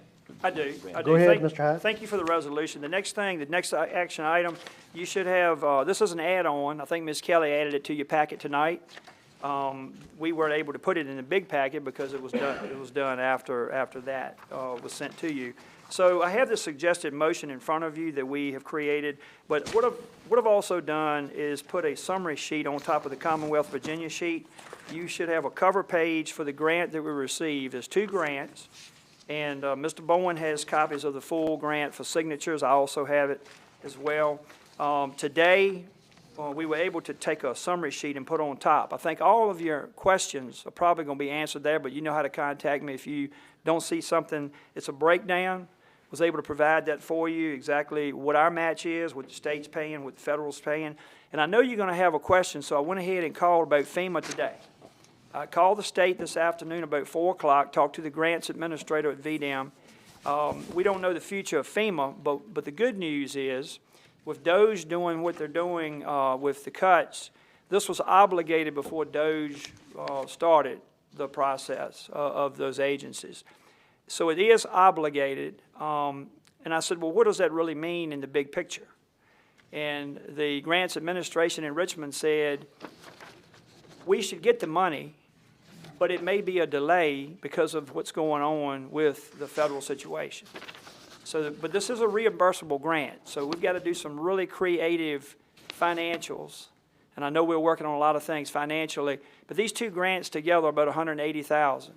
When we're done with this, Nottoway County will have an investment of $8,600. So we're using we'll do the math, 170 some thousand of other people's money, but we've got to spend it first and then be reimbursed. Now, here's the good news. We can do this in quarterly reimbursements. We don't have to wait until the end of this and spend the whole group of money and then have reimbursement. We can like buy the generator or buy one generator. I can put in a quarterly report. We can get reimbursed for that one. Then we can buy the second generator the next quarter, being reimbursed for that. Were these funds appropriated in the current budget? They were not. They were And not. they are set for the next budget. So we don't have to spend this money until FY26 It's March 11, So this 26. can be addressed as we go through in the budget? budget meeting. And I've already put it in the budget. It's in the Department of Emergency Services budget. And Mr. Collins, we had it in there last year, but we cut it out. But we didn't know this grant was coming, and luckily, we didn't need it. This year, we will need it, so But we can just move we it. need to budget the 180. Correct, That's correct, because we're going to be refunded back. correct. That leads me to this question. Mr. Bowen, go ahead, I'm sorry. No, I would say, when did you put in, and that's something we got to watch out, board, is what I'm trying to say here in a few minutes.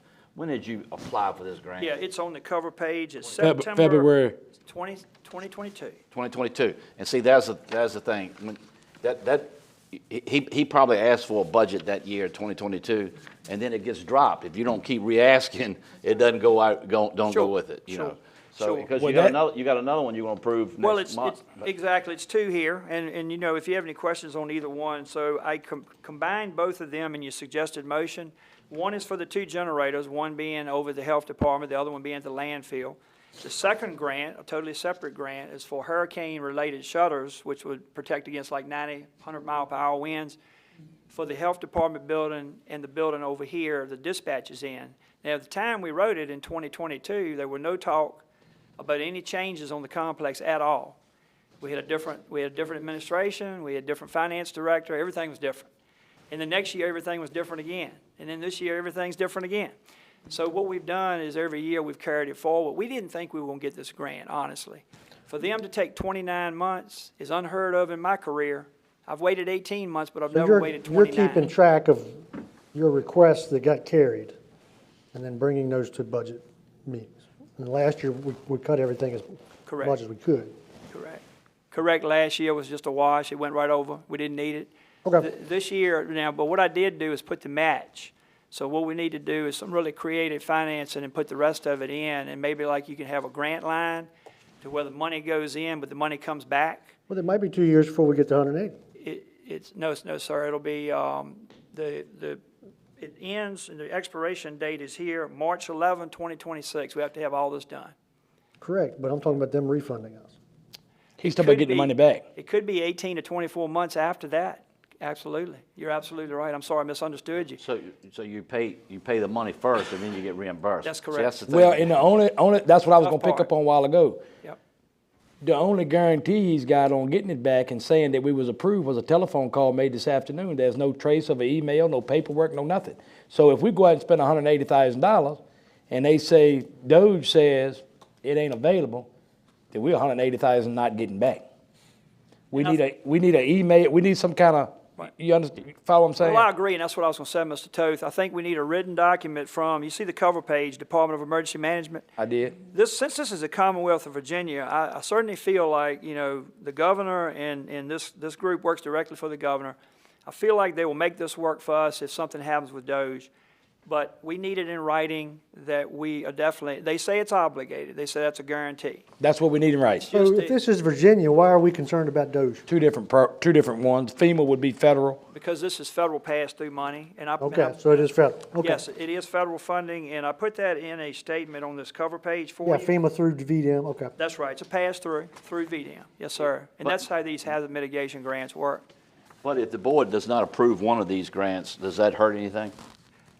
it just means we can't go ahead and order the equipment and get it in a timely manner. And the reason I say that, yeah, I mean, I'm just being honest with the board, and I'll be honest with Buddy. I'm just telling you how I feel, because I know with the kind of money crunch, and we're dealing with courthouses and all that kind of stuff. The generators is very important for the landfill and for that EOC. But I'm not a big fan of the shutters, you know. I would brick in the windows if you want to, but that's just me. Because I'm concerned about, don't you put any shutters on that sheriff's office, and then we got to tear it down. I agree. So I was thinking about that the whole while. That's the thing that I just, you know, that's my opinion as a county administrator. I mean, not all emergency services people will agree with that opinion, but I'm just looking at trying to be a little forethought. The only thing is, I'm gonna think like the government thinks for a moment. That's scary. The only thing is, for it to be 5% local share, to get the grant of $87,150, and the other one $4,450 to get $93,450, we get that meals tax when the workers come through here to construct it. And we don't know when the sheriff's office is gonna be there. And if we have strong wind, blow some glasses out before it comes, then we're gonna say we could have spent a fraction of the $4,450. You know what I'm saying? Right, right. That's gonna bring a little revenue to the county of the construction of it, at no cost, the $4,450. Oh, wait, look at it. Like, looking at it through As government. long as you know you're gonna get it. Yeah, that's the way the government operates. Right. Well, these, if I can, Mr. Bourne, I cleared that up for you. This is a modifiable grant with no problem, and I got that in writing, and I know you hadn't had a chance, you've been in meetings, but I sent you a copy of that. You're talking about changing it to, I saw that Virginia Department of Health, but we still don't know Virginia Department of Health upstairs is going to be the dispatchers. We do not know that. Right. The health department has not given me a green light, so I'm just saying, I just want you to know all moving parts. I agree, but Buddy doesn't know the conversation I had with Virginia Health Department. That may be 2 years down the road. Sure. And what I'm afraid of is that you put all the, and I know, you put all the radio equipment in the existing place or whatever the new place or whatever we end up doing, and then all of a sudden they do move or they never move. You know, I can't make people move. Anyway. I would suggest to the board, the generator is a good grant. That's a win-win. It's a good grant. That's a win-win. You've got one going to the health department, no matter what goes in there. You got a full building generator, which we don't have. Right. And I may repurpose the 9K that's there, put it in another government facility. Animal shelter, maybe. Possibly. If it works. Whatever basically you want to do with a 9K generator. A 9K generator? Yeah, 9K. That's all that's over there. You run a few box fans and maybe one heat source with a 9K. The average house requires 20K. Right. That's why we wrote the grant for the 45K to go over. Yeah, that was the whole. 9K, put a box fan up at the animal shelter. And then the landfill, no matter what you do with the landfill, that can be modified as well. That's a 27K W. So I would say. Are these propane or diesel? Yes, sir, propane. Propane. Yeah, propane, yeah, just like everything else we have over there. You could hold off on a second grant if you have hesitation, and I can get back with VDEM. They say as soon as you can accept it now, you don't have to spend the money. You can go on and accept them, and then later on, if you decide you want to turn that second one back, knowing that, you know, we have hesitation about what's going on in the world, and stay with the generators, you can do that. You have that flexibility. This is really just accepting the grant right now. It's not spending the money. Right, so if we decide not to, we just don't spend the money, we don't get the grant.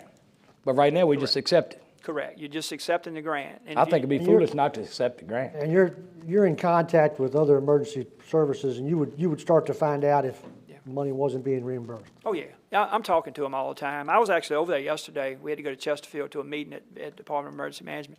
So we're in constant contact with all of them. They're just like us right now. They don't know what's going to happen, and I think they're more vulnerable than local government because they're state, and, you know, they're getting a lot of federal monies. All right, so what are you asking for tonight? Just asking for your suggested motion there, and you can certainly amend it, sir.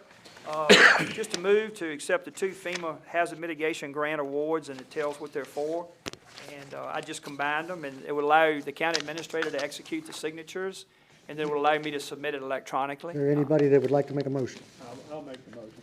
I move to accept the 2 FEMA hazard mitigation grant programs awards to Nottoway County for emergency generators for 2 critical facilities, and protective measures for windows and doors to 2 critical facilities, and authorize the county administrator to execute the signatures required in these two grant award packages and the Emergency Services Coordinator to submit them to the Virginia Department of Emergency Management. I second. All in favor? Aye. Aye. Thank you, Mr. Okay, Powell. thank you. Thank you. And no other action will be taken on the grants like money until we can collaborate. Okay. Thank you. Thank you, sir. But Buddy, real quick, is another grant coming next month, right? That is correct. Next Okay. month, we'll be bringing up the Emergency Medical Dispatch Grant. We didn't want to load you up too much, but we'll cover that in March. Just wanted them to be prepared. Yes, sir. Thank you.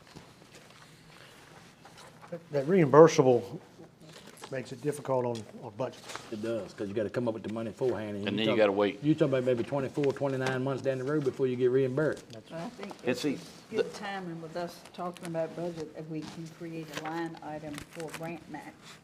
Right, but see, the most important part of that is when we do these grants, we have to have communication with the treasurer, because when that check comes in, she may not have a clue where to put it. So she has to be on board of what we're doing. 100%. Right, and I don't. Otherwise, we not get that money back to that we don't- line item we- where it's supposed to go back Right, to. it just go in miscellaneous. Yeah, what about if we took a loan out against a CD for it until we got reimbursed and it not be paid back? I'm All hearing you. right. G11, Piedmont Regional Jail, so that's gonna be me. I've got some good news, bad news. So I think everybody's familiar with our VCBR residents. And when they commit a crime, they go to Piedmont Regional Jail where they become our prisoners. So while they're at VCBR, they're the state's cost. And when they go to jail, they become the cost of the citizens of this county. Last year, we spent $415,000 on those prisoners. And when they reoffend while they're still at Piedmont, that extends their stay, and that's $80 a day. So we requested the state amend the budget. Last year in the budget, we had $215,000 in reimbursement. We asked for the additional 200. The Virginia Department of Health came in with 300. Our senators, our senator and Lee Ware, worked on that for us. It came out that we got an extra 100. So we're 100 short of what was spent last year. So good news, we got a little more. We didn't get it all. The citizens of Nottoway are continuing to subsidize VCBR state residents that become prisoners. About $100,000. There was a lot of time and work and phone calls. Yeah, a lot. We had to bring in the A-team at the end. Right, yeah. Mr. Chairman, I'd like to That was add, Mr. Vaughn came in on the playing field at the Yeah, end. Mr. Vaughn assisted Sherman as Vaughn. well. but I'd like to add too, that we did pose the question, could we go directly to DOC, Department of Corrections, because they do have funding in their budget, and that is an option. So we plan to reach out to DOC. Mr. Collins and Mr. Bowen and I had the opportunity to meet with Tammy Mulcahy, our senator, the other night, and we brought that subject up again in our dismay that we were not reimbursed. It is not fair to our citizens. So we're going to continue to pursue this. And we'll continue taking, it's data driven, so, the Piedmont Regional Jail is helping us, and Ms. Kelly is also helping as well as getting a good report that's solid to show that what we're paying out. So we'll keep doing that data driven and showing the numbers, That is not at the end of the subject, Right. okay? So we got some, didn't get it all. And let me clarify, that $100,000 more is not this fiscal year, 2026. 2026. So we're not Right, going to have right. So we not, So no debt servicing money with that. Local Redevelopment Authority, Mr. County Administrator, anything? no, sir, not, I think we just, darn, I forgot his name, Greg. Sorry, Greg. Greg was just, he wanted to show you the land. That was all really we wanted to show you this tonight. Okay. Constitutional officers, Mr. Sheriff Jones? All is well? Any problems on dispatch? Any problems on dispatch recently? Everything seems to be going smooth? Okay, good. I don't have Ms. Rayford, I don't have Ms. Hudson, and I don't have Ms. Watrous. All right, we've been. Anything from them, Mr. Bowen? No, sir. I'll give a little bit on my report as county administrator. All right, we're going to go into unfinished business. ongoing project committee reports, animal shelter. All right, one of the members of the CARES committee came up with a comparison. And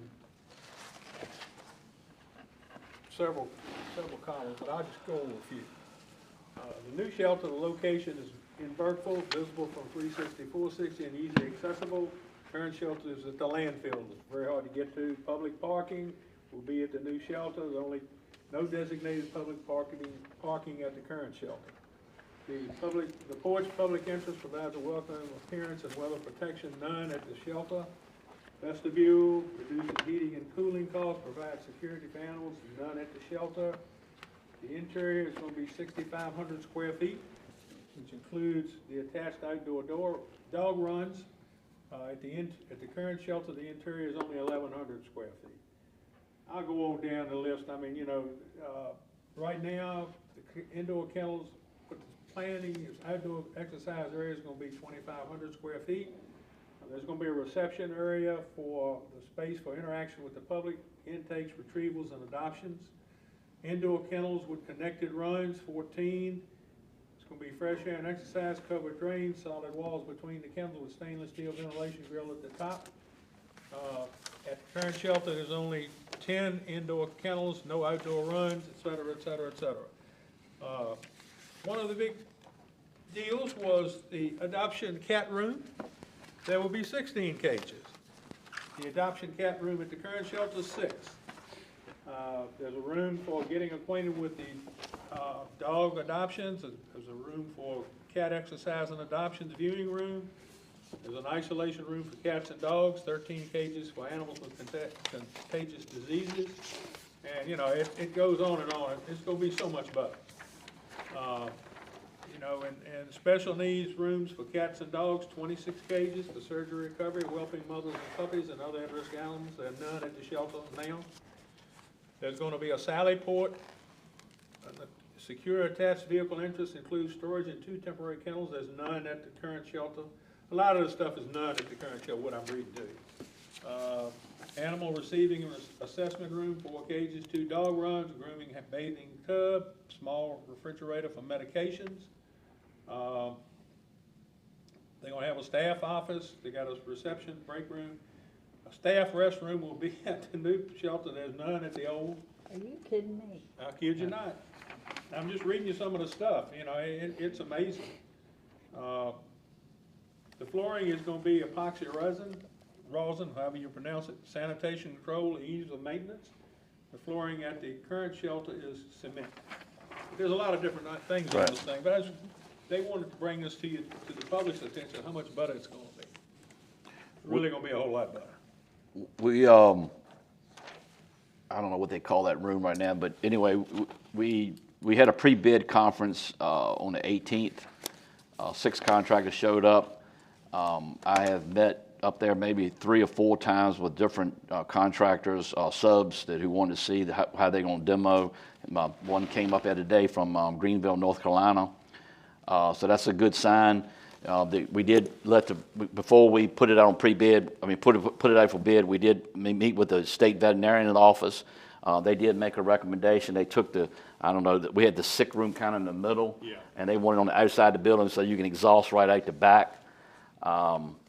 And that's the kind of thing that, if you build something, we got one shot at this thing, and it needs to meet what their criteria is anyway.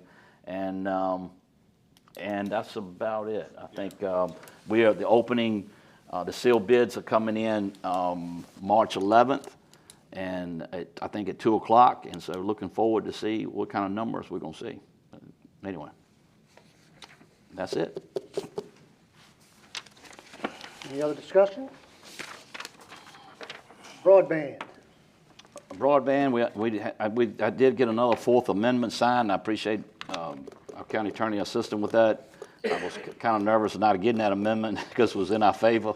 And somebody told me they saw flags today that maybe River Street. There was flags in my driveway last night locating my old landline phone line. Okay. Well, they got a lot of work to do in a small time period, but we'll see. Anyway, all right, but that's all I have right now on that.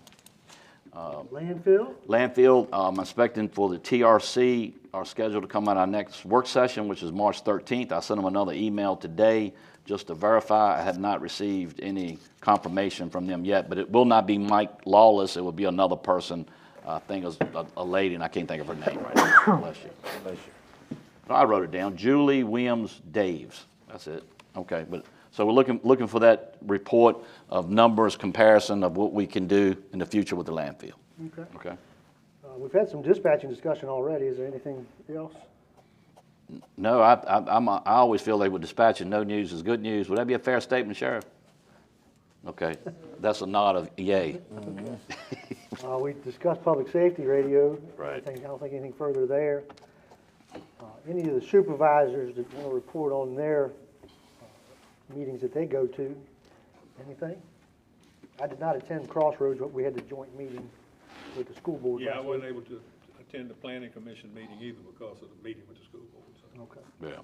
CMPT was canceled this month, and I will be attending on the 6th of March, the PSR Employee Awards Banquet. Okay.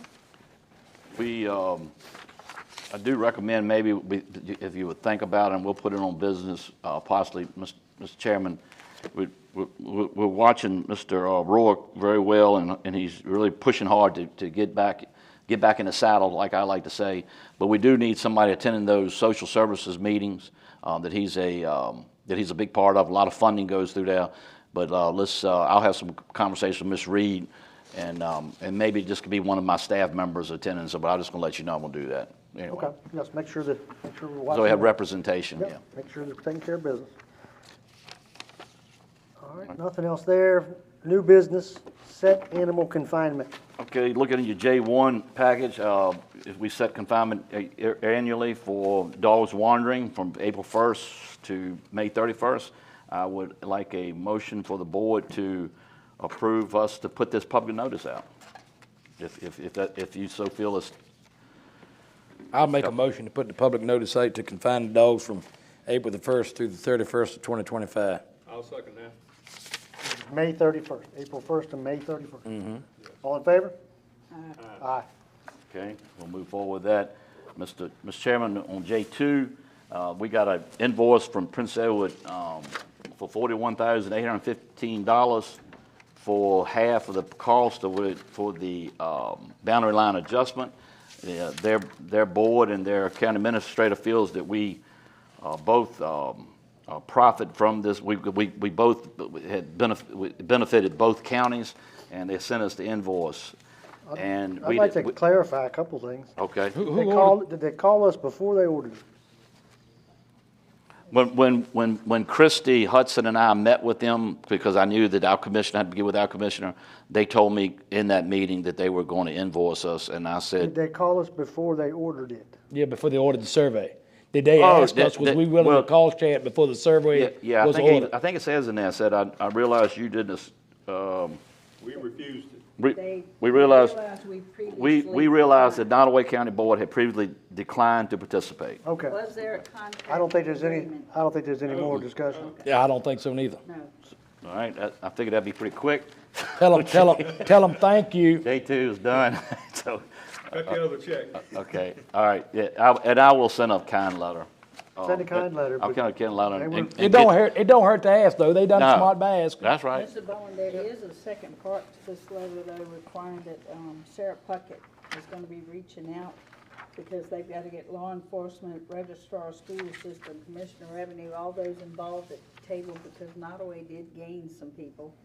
I believe Prince Edward lost some, I think. and that effect. Yeah, I think Christie has been working on that, but my understanding is, just like I'm part of that boundary line adjustment, I will be paying taxes again this year in Nottoway County. So they still haven't got that far. A lot of work to do, you're right. But anyway, and Christie is very much aware of it and voter registrators. So that's in progress. And of course, we received letters last year from citizens that were going to be affected. J3 steps appointment. Okay, J3, I got a possible motion here to, what did I do with it? All right.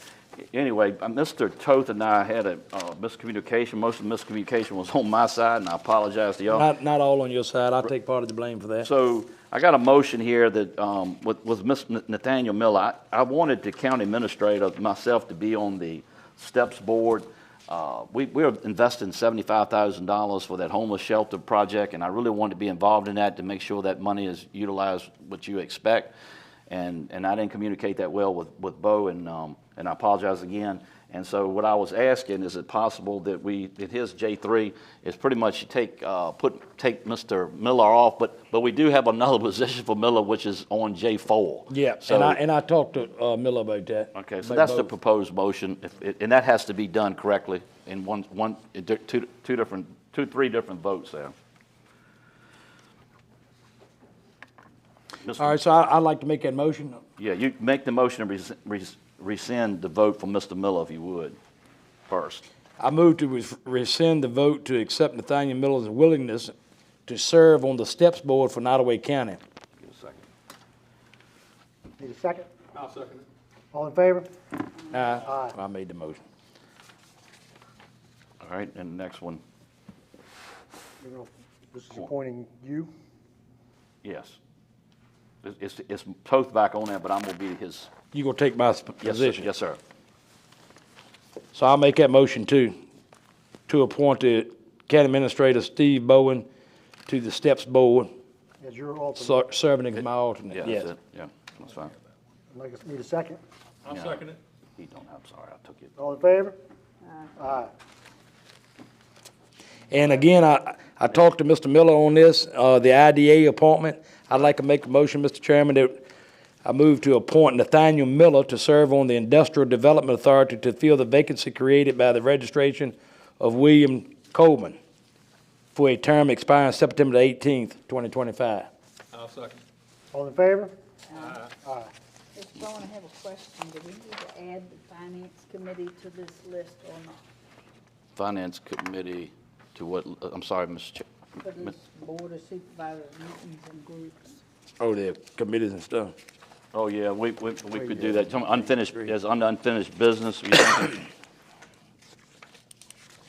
Yeah, that would be okay. under, I thought committee reports was. well, that, yeah, you don't have to, when we say committee reports, that's anything that you serve on. Okay. That's why we didn't want to have, we didn't list all 20. All right, Mr. Chairman, if you don't mind, we'll keep going through the J's here. So J5, I'm looking for restructuring of the courthouse committee, and I would like for us to, because I think we did an adjustment amendment to remove me as on the committee, and to choose a chairman for that committee as well. And you wish the chairman to be a board member, so that's Bo or Dickey. Right. So if I can get a motion to remove me, just remove me as a committee, and first, if we could do that in one motion, and then pick the chairman on the second motion. I move to amend the motion passed on January 16th, 2025, and strike Administrator Bowen from the Courthouse Revitalization Committee, keeping all other appointments as approved. Second. All in favor? Aye. Any opposed? All right, thank you, Ms. Norton. All right, and this was an amendment to the agenda, we really need a chairman to run that meeting, and I will assist the chairman, of course, right beside him at all times. I don't mind doing it unless you want to do it, Mr. Ingram. It don't matter to me. It don't matter to me either. We flip a coin if you want to. It does- Co-chair? Yeah, I don't want to do that. He'll beat me. Do you got time to do it? Yeah, I'm not working anymore, so I thought that. All right, well, I'll co-chair it if that suits you, all right. that's fine with me. And I want to make mention too, because we had said a lot of our committees, many of our committees, doesn't have chairpersons on. Yeah. This opens the door a little bit. By doing this, I think it ought to have opportunity and merit for the other committees to have somebody to head the meeting. Now, having said that, a lot of these little small committees, like one or two people, it can't be three, obviously, because then it'd be a meeting, and maybe that's not necessarily merits a chairman. But when you got 5 or 6 or 7 members of a committee, And maybe you do particularly need a on the chairman. importance of this I'm and just thinking, making decisions that have to be made. Right. Well, I was more specific, I'll be honest with you, I was talking about the finance. We never had a finance chairperson, and by doing this, it opens the door to have a chairperson to some other committee. I think we should have a chairperson, and Ms. Norton should be the chairperson of finance, because we do meet with the Commissioner of the Revenue and the Treasurer every time we meet, so there'll be 4 or 5 people there. So you should have somebody heading the meeting. Yeah. A lot of purpose of this, me coming off these committees, is just to prevent, and this is the sole. A quorum. Yeah, I just, we could have an unintentional, illegal meeting. It That's could be exactly right. unintentional. And, All avoidable and. that's right, and I'm gonna be in there with you, and that's my job, so I'll be there. Anyway. We don't need to vote on that. Well, I would prefer a vote, well, we could select a chairman in the meeting. That's the proper thing to do. Okay, so I'll put that on the agenda when we meet the finance committee, which I think we're meeting up here very soon. We need to remove you from the courthouse committee. We just did. that. But you're gonna need to remove me from the finance committee. Well, that's on J7. They got to talk about both things. Yeah, we did. Flip it back and forth. So. Don't ever do that. Don't do- Anyway, So back to my question, for the courthouse committee chairman, you gonna do that within the meet, we're gonna do that in a meeting, as well as the finance committee as well? You know, I think the 2 board members that are on the courthouse committee should be kind of like co-chairs, because I might be able to make one, you might not be able to make. That's right. Okay. So whoever the board member is, if there are 2 board members there, then we can decide who's gonna run the meeting. But if there's only one of us there, They automatically run the meeting? exactly. Okay. and as administrator, like, whether it's the finance or the courthouse, I'll set up the agenda. You with Okay. me? Main thing is getting on the schedule and getting going on this courthouse. Right. We've had our PPEA meetings, and they were pretty clear about some things, so Yeah. regards timing and cost. Just the other day, we had, I mean, and I'll give the public an idea of what I'm talking about. We had I had sheriff in the office, we were talking about grants, sheriff and I think Michelle Graham was in there with us and Logan. Mr. Toth came by to, say hello, da-da-da, and I think he had to get something, but if we would have started talking about that courthouse, it would have been illegal. Yep. You with me? And I wanted to talk about it because I had an idea, but I couldn't. Because you on the committee. Right. Because I was there, you were there, sheriff was there, 3 of us sat there. Anyway, and am I right on that, Ms.? And you had another board member there. The sheriff wouldn't make it a quorum. For the courthouse committee. That's what I'm talking about. Oh, yeah, he would, because he's on, yeah, he would. Yeah, that's Yes, right. he would. That's right. Absolutely would. That'll give you 3. So I just want to Yeah. give people a live reason. All right, J6, Greg Zodi. Going fast now, Greg. Yes, sir, we're trying to roll on through. All right, Mr. Bottom Nottoway County, not NOCO, Mr. Toth. I hope you appreciate that. I'm basically looking at what other rural counties did, and I'm just mimicking that in our costs. I mean, we're charging, if you look on the far right, my recommendations compared to the column to the left, we're so undercharging for services.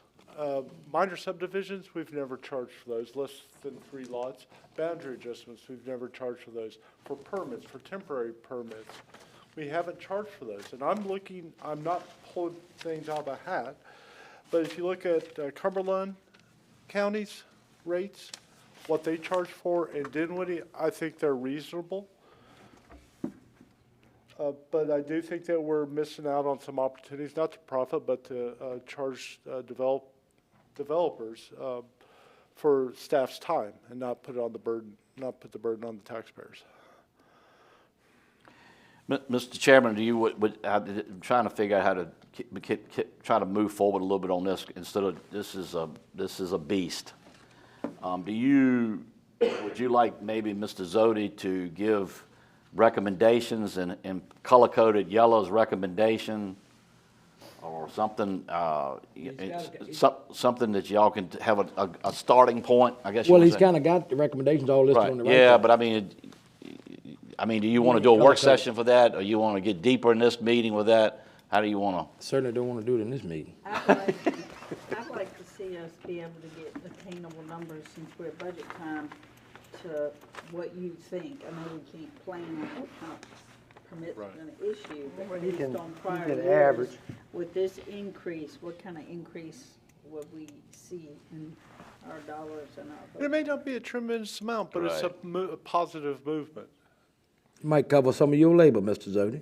Sorry? I didn't say nothing. So, county administration's asked whether we want to make a motion on this tonight, or we want to table for a I think we would workshop. probably have to do a public hearing on that, going up on fees. Yes, we had to do that for fees Yeah, for the side degree. but do you want to use his recommendations and put it as a public hearing? I'm okay with that. I'm fine with that. Yeah, I like your recommendation. let's go ahead and do, let's Okay. keep Thanks, sir. moving. So that'll be in the, The in March 20th. Yep, okay. Okay, Okay, Wow, keep moving. okay, thank you. that's it. Thank you, Mr. Bowen. All right, J7, if you could vote to take me off the finance committee. I move to remove Mr. Bowen from the finance committee. I'll second. All in favor? Aye. All right. Consent calendar, Mr. Chairman. Anybody dig around in their consent calendar, find any questions, or we?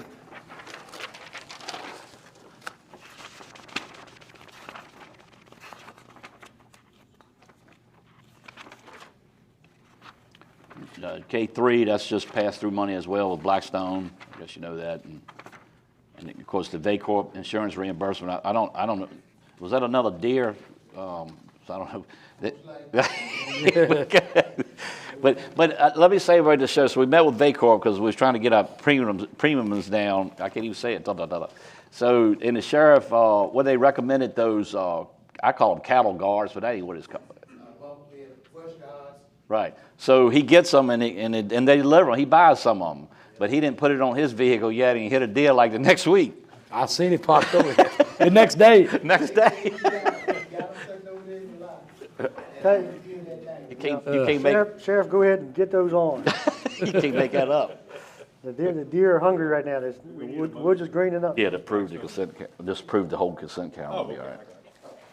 If that's what I didn't hear any questions, so go ahead. Approve the consent agenda, consent items, rather. Need a second? I'll second. All in favor? Aye. Aye.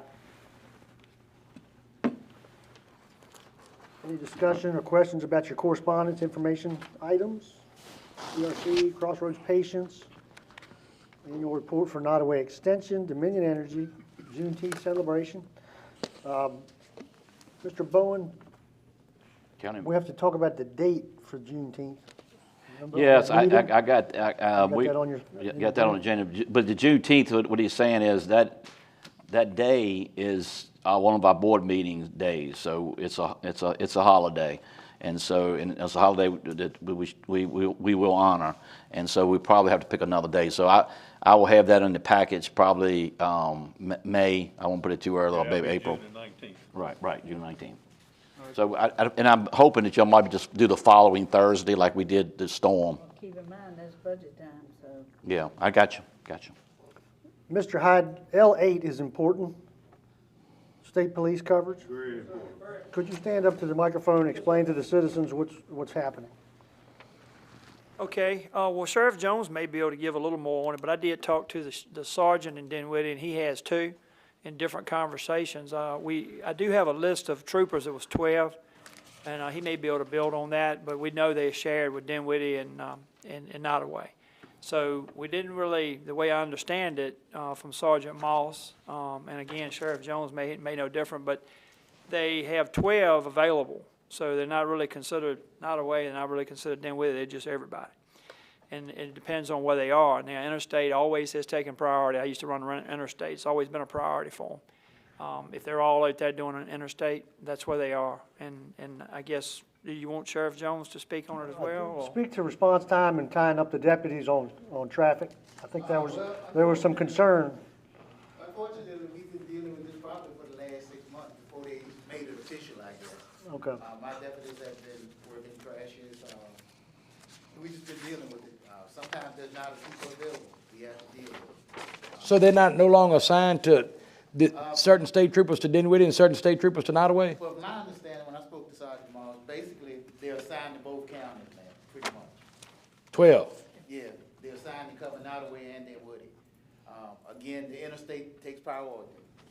If something happened. And that's 12 in any 24-hour shift, there's 12 Yes, sir. deputies, but they run all night. Yes, sir. So Yeah, there's only two on duty Yeah, they try to keep for two both on duty. counties. Yes, sir. So, But where are they? I mean. Wherever they want to be, it sounds like. On 85. So when you say the interstate takes priority, you talking about crashes, or you talking about simply just from running radar because there's more traffic? A little bit of both. But we're fortunate, we got one or two that do live in the county, they tend to be here. Or they live close by, they tend to be here. so the effect on our deputies is calls for service and then wait, Every now and then. or we haven't complete had to work a whole lot. complete the wreck. Yeah, we haven't had to work a whole lot of them, because a lot of the time, the trooper will eventually come. They don't have anything going on, but every now and So the then, deputy arrives, secures the scene, traffic, any medical EMS there, Exactly. taking care of that. And then the trooper arrives to investigate the trash. It's like, crash. it's unfortunately always been here, like I said, for the past 6 months, that's what we've been doing. Okay. I just felt it was important the citizens understood what. Sheriff, you know what the first thing came to mind when you said they were sharing Dinwiddie and Nottoway? Is the facility at the station in Dinwiddie, opposed to over here. Well, I mean, you know what I'm saying. Yeah, I understand what you're saying, but again, like I said, it's basically just they double they're working both counties, what it amounts to. But not adding any additional trooper. Nah, Still the 12 that it would have been if they were assigned to individual county. yeah. Okay, well, that was good information for the citizens. Yep, we use that office like that, don't they, off of number one? They had to go to the office, I think, once a week anyway. Once a week, Yeah, right? they have to. Right, be in that right. office and then Woody once a week. Oh, really? But I don't think they have to go there every day. Okay. Mr. Chair, also, Sheriff Jones and I collaborated about a week ago. The chiefs addressed this as well at our chiefs meeting. So they were concerned. We've talked. They want the deputies to provide traffic control as he's been doing, but it will put a burden on them at times, and that's what the fire chiefs want until state police can arrive. We're all working together on that. Okay. Thank you. All right. County Administrator report. Yes, sir. And, Mr. Chairman, board members, the Commissioner of Revenue and the Treasurer's Office have moved to their new location in Blackstone. They are planning an open house, but tomorrow the doors will be open, so go by there and look at some of the things that we've done and what we're planning to do. But it seems they seem very comfortable and very happy. So, and I appreciate all the hard work that a lot of people had done behind the scenes to make that happen.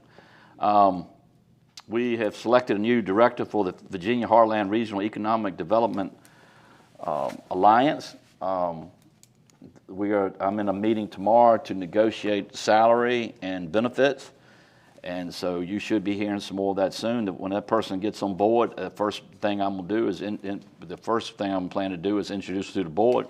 No, the first thing I'm going to do is introduce them to Greg Zodi. The second thing is going to introduce to the board, because we really need to. That's why we're paying this money anyway, to get economic development moving, and so anyway, we'll see how that goes. Department heads' request for the budget, you have that on your calendar for March 11th and 18th, right? And I want to give a special thanks to the courthouse committee and a lot of the members for touring these courthouses and asking questions. And I give special thanks go to Carl Carter, the county administrator in Buckingham, and Susan Adams, county administrator in Appomattox, and as well as Kevin Missingill, who at Dinwiddie, who helped us to had a good conversation on our do's and don'ts while we were at VACO and taking the time to explain things. And lastly, with that said, about courthouses, as you know, we have a timeline that we have to develop for the lawyer for the circuit court judges by July 1st.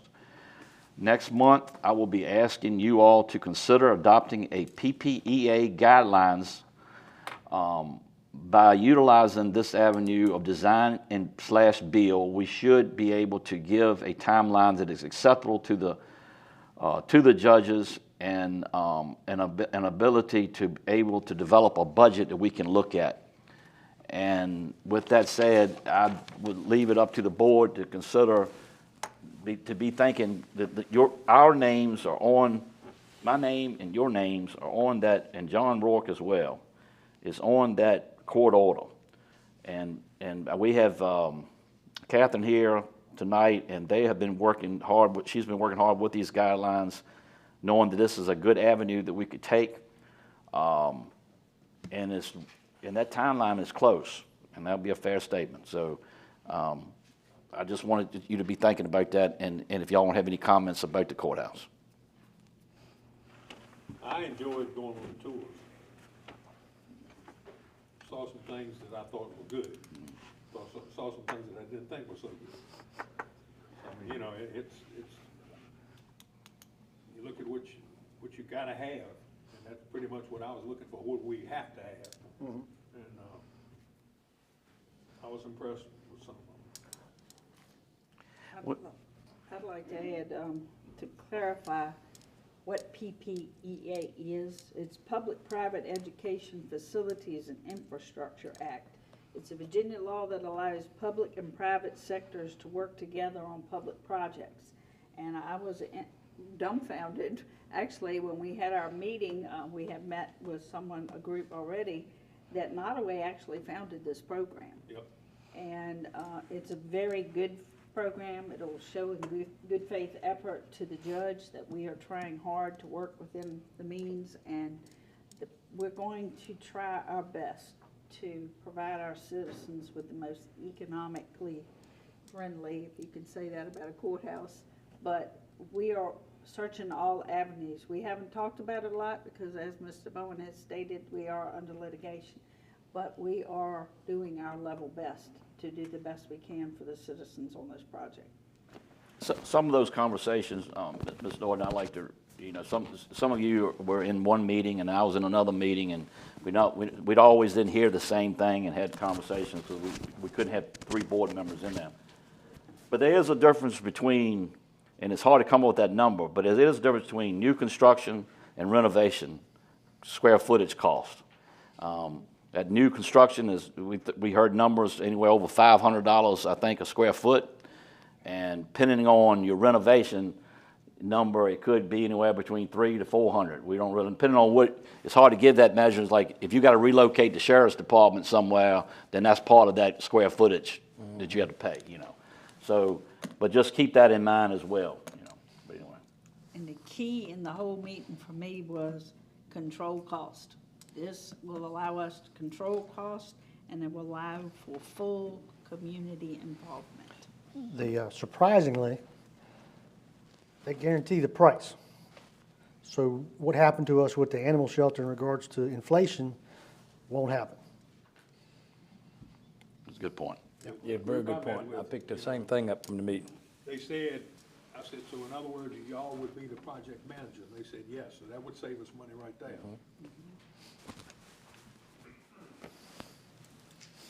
Was that part of the closing comments or not? I'm done, Mr. Bass. I just leave it up to. All right, we'll move on to Vice Chairman Norton. Would like to say that Mr. Bowen and Mr. Collins and myself did attend a call meeting by Senator Tammy Mockey Tuesday evening in South Boston with many representatives from her area. It was a very informative meeting about data centers. It was the charge was Mecklenburg because they are living it, and they gave us the do's and the don'ts. But it was a very thought-provoking meeting, and it will give us an opportunity to think about a revenue stream that I think would be more beneficial than solar. And I also would like to make a comment. Many of you may know, may not have heard, a friend of my family, Robbie Roberts, passed away today in Crewe. Sorry to hear that. With their family. Sorry to hear that. I was with him last night. Supervisor Ingram. That's my shock. Like I said, I was with Robbie last night, and I talked to him about his condition. He said he'd been to the doctor, the cardiologist giving him a really good report. He didn't need to change anything. And when Steve showed me that text, I lost it. I shouldn't have done that. I'm sorry, Mr. Ingram. I was shocked too. I mean, that's a great loss to this county, I can tell you that. Great loss to the school board. They work with our students Yes. a lot. served on the planning commission for years and years did and that. years. State trooper, retired state trooper. I thought he was a retired state trooper. Well, he retired on disability, but. Yeah, but he was a state trooper. Yeah, right. I don't know if it's true or not, but that was, my understanding is that, so we need to lift her up in prayers that his wife Lynn actually tried to perform CPR, so. So anyway, so keep them in your prayers. Supervisor Toth. Before my name, it was John's name still on here, so I'd like us to remember, keep John in our prayers. He's making progress, as most people saw on Facebook. Slow progress as expected, but he was making really fast progress for the first 3 days. I made the comment when I went to Lynchburg to visit him. He was into his feelings as expected to a degree, and but I said, hey man, you've made 3 weeks worth of progress in 3 days, because he was talking and I could understand him very well. Right. But he's not like many of us used to being bedridden, and that was very heavy on him. So let's remember him in our prayers, and then remember the family that sustained a great tragedy out on Cottage Road. It's to my understanding that the older gentleman there, his grandson works for us at the stock market. He told me that he had passed away, I think it was Sunday maybe, and they had the services for him yesterday. And to my knowledge, that fellow's wife is still in the hospital. Whenever, I think a house fire is one of the most tragic things a family can go through. One of the most tragic things. The other one is losing somebody in an accident. So remember them, and I'm anxious to see the public's view on visiting the Commissioner of Revenue and the treasurer at the new place down there. I think that was a great move. They're gonna start doing business tomorrow. In open house is. They haven't set the time for that. They want to do it, right. So I And that was encourage people Christie's to idea. watch the media and go to the open house there. That was something that we didn't want to do, but we was forced into doing it because of the health issues here where they were at. So they had to go. We didn't have a choice. I've got a lot of flashback from that. But either it was to do that or rent some trailers to put out here that would have been way more expensive. So that's all I got, Mr. Chairman. All right, I'll make my comments. I've had some citizens ask, and so I went into the Code of Virginia and looked. Bo just prayed for Mr. Rourke, and there's 2 terms that are in the Code of Virginia. Vacant is one, and absence is one, and it's absence for medical. Vacant is when somebody's no longer in this county or has passed away. Absence for medical is just that, he's coming back. There's no timeline for absence for medical. So we'll await Mr. Rourke's return. Just want to be clear on that. And that's all I've got. Mr. Maybe no more snow. Right, Mr. Chairman, I would like to go and close. I got it. You got it?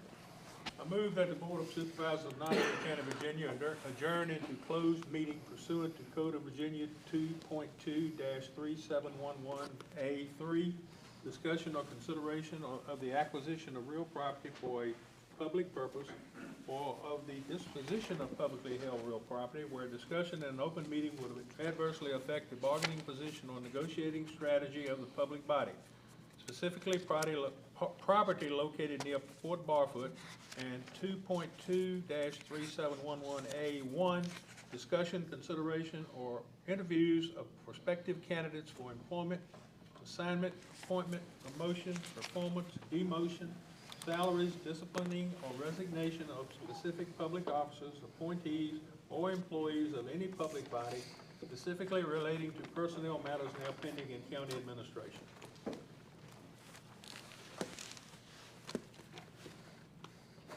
Need a second? I second. All in favor? Aye. We're going into closed session.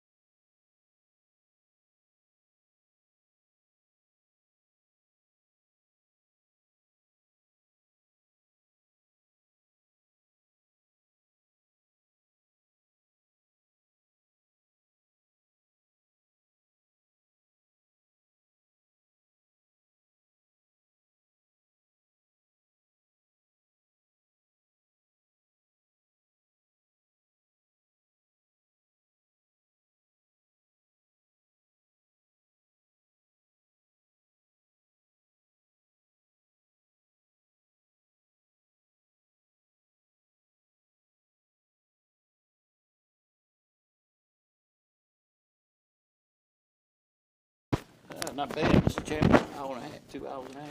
Oh, A little longer. that's 3 hours and a half. I can say 3 hours and a half. Yeah, we supposed to actually, We didn't have Mr. Vaughn's motion. All right, we need a motion to go back into open session. I so move. All in favor? One second. Second. All in favor? Say Aye. All right, Somebody got to read it, don't yeah, somebody's gotta read it. We gotta certify. Yes. do, I don't have it. I don't either. Daphne, you got it? Bill, she said you got it. You might have put it back in here. You're trying to sign papers, aren't you?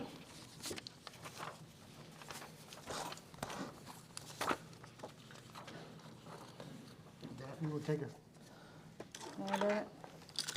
Whereas the Board of Supervisors of Nottoway County, Virginia has convened a closed meeting on this date pursuant to an affirmative recorded vote and in accordance with the provisions of the Virginia Freedom of Information Act, and whereas Section 2.23712D of the Code of Virginia requires a certification by this Board of Supervisors that such closed meeting was conducted in conformity with Virginia law.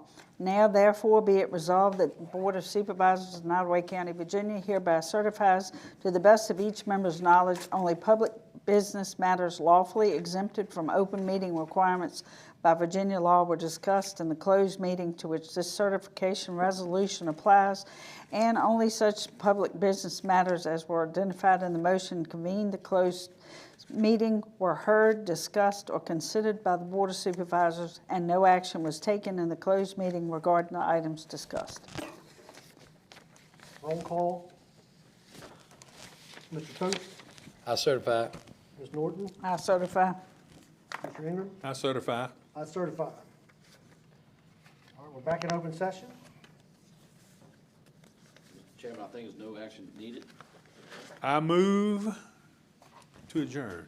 I second that. All those in favor, stand up.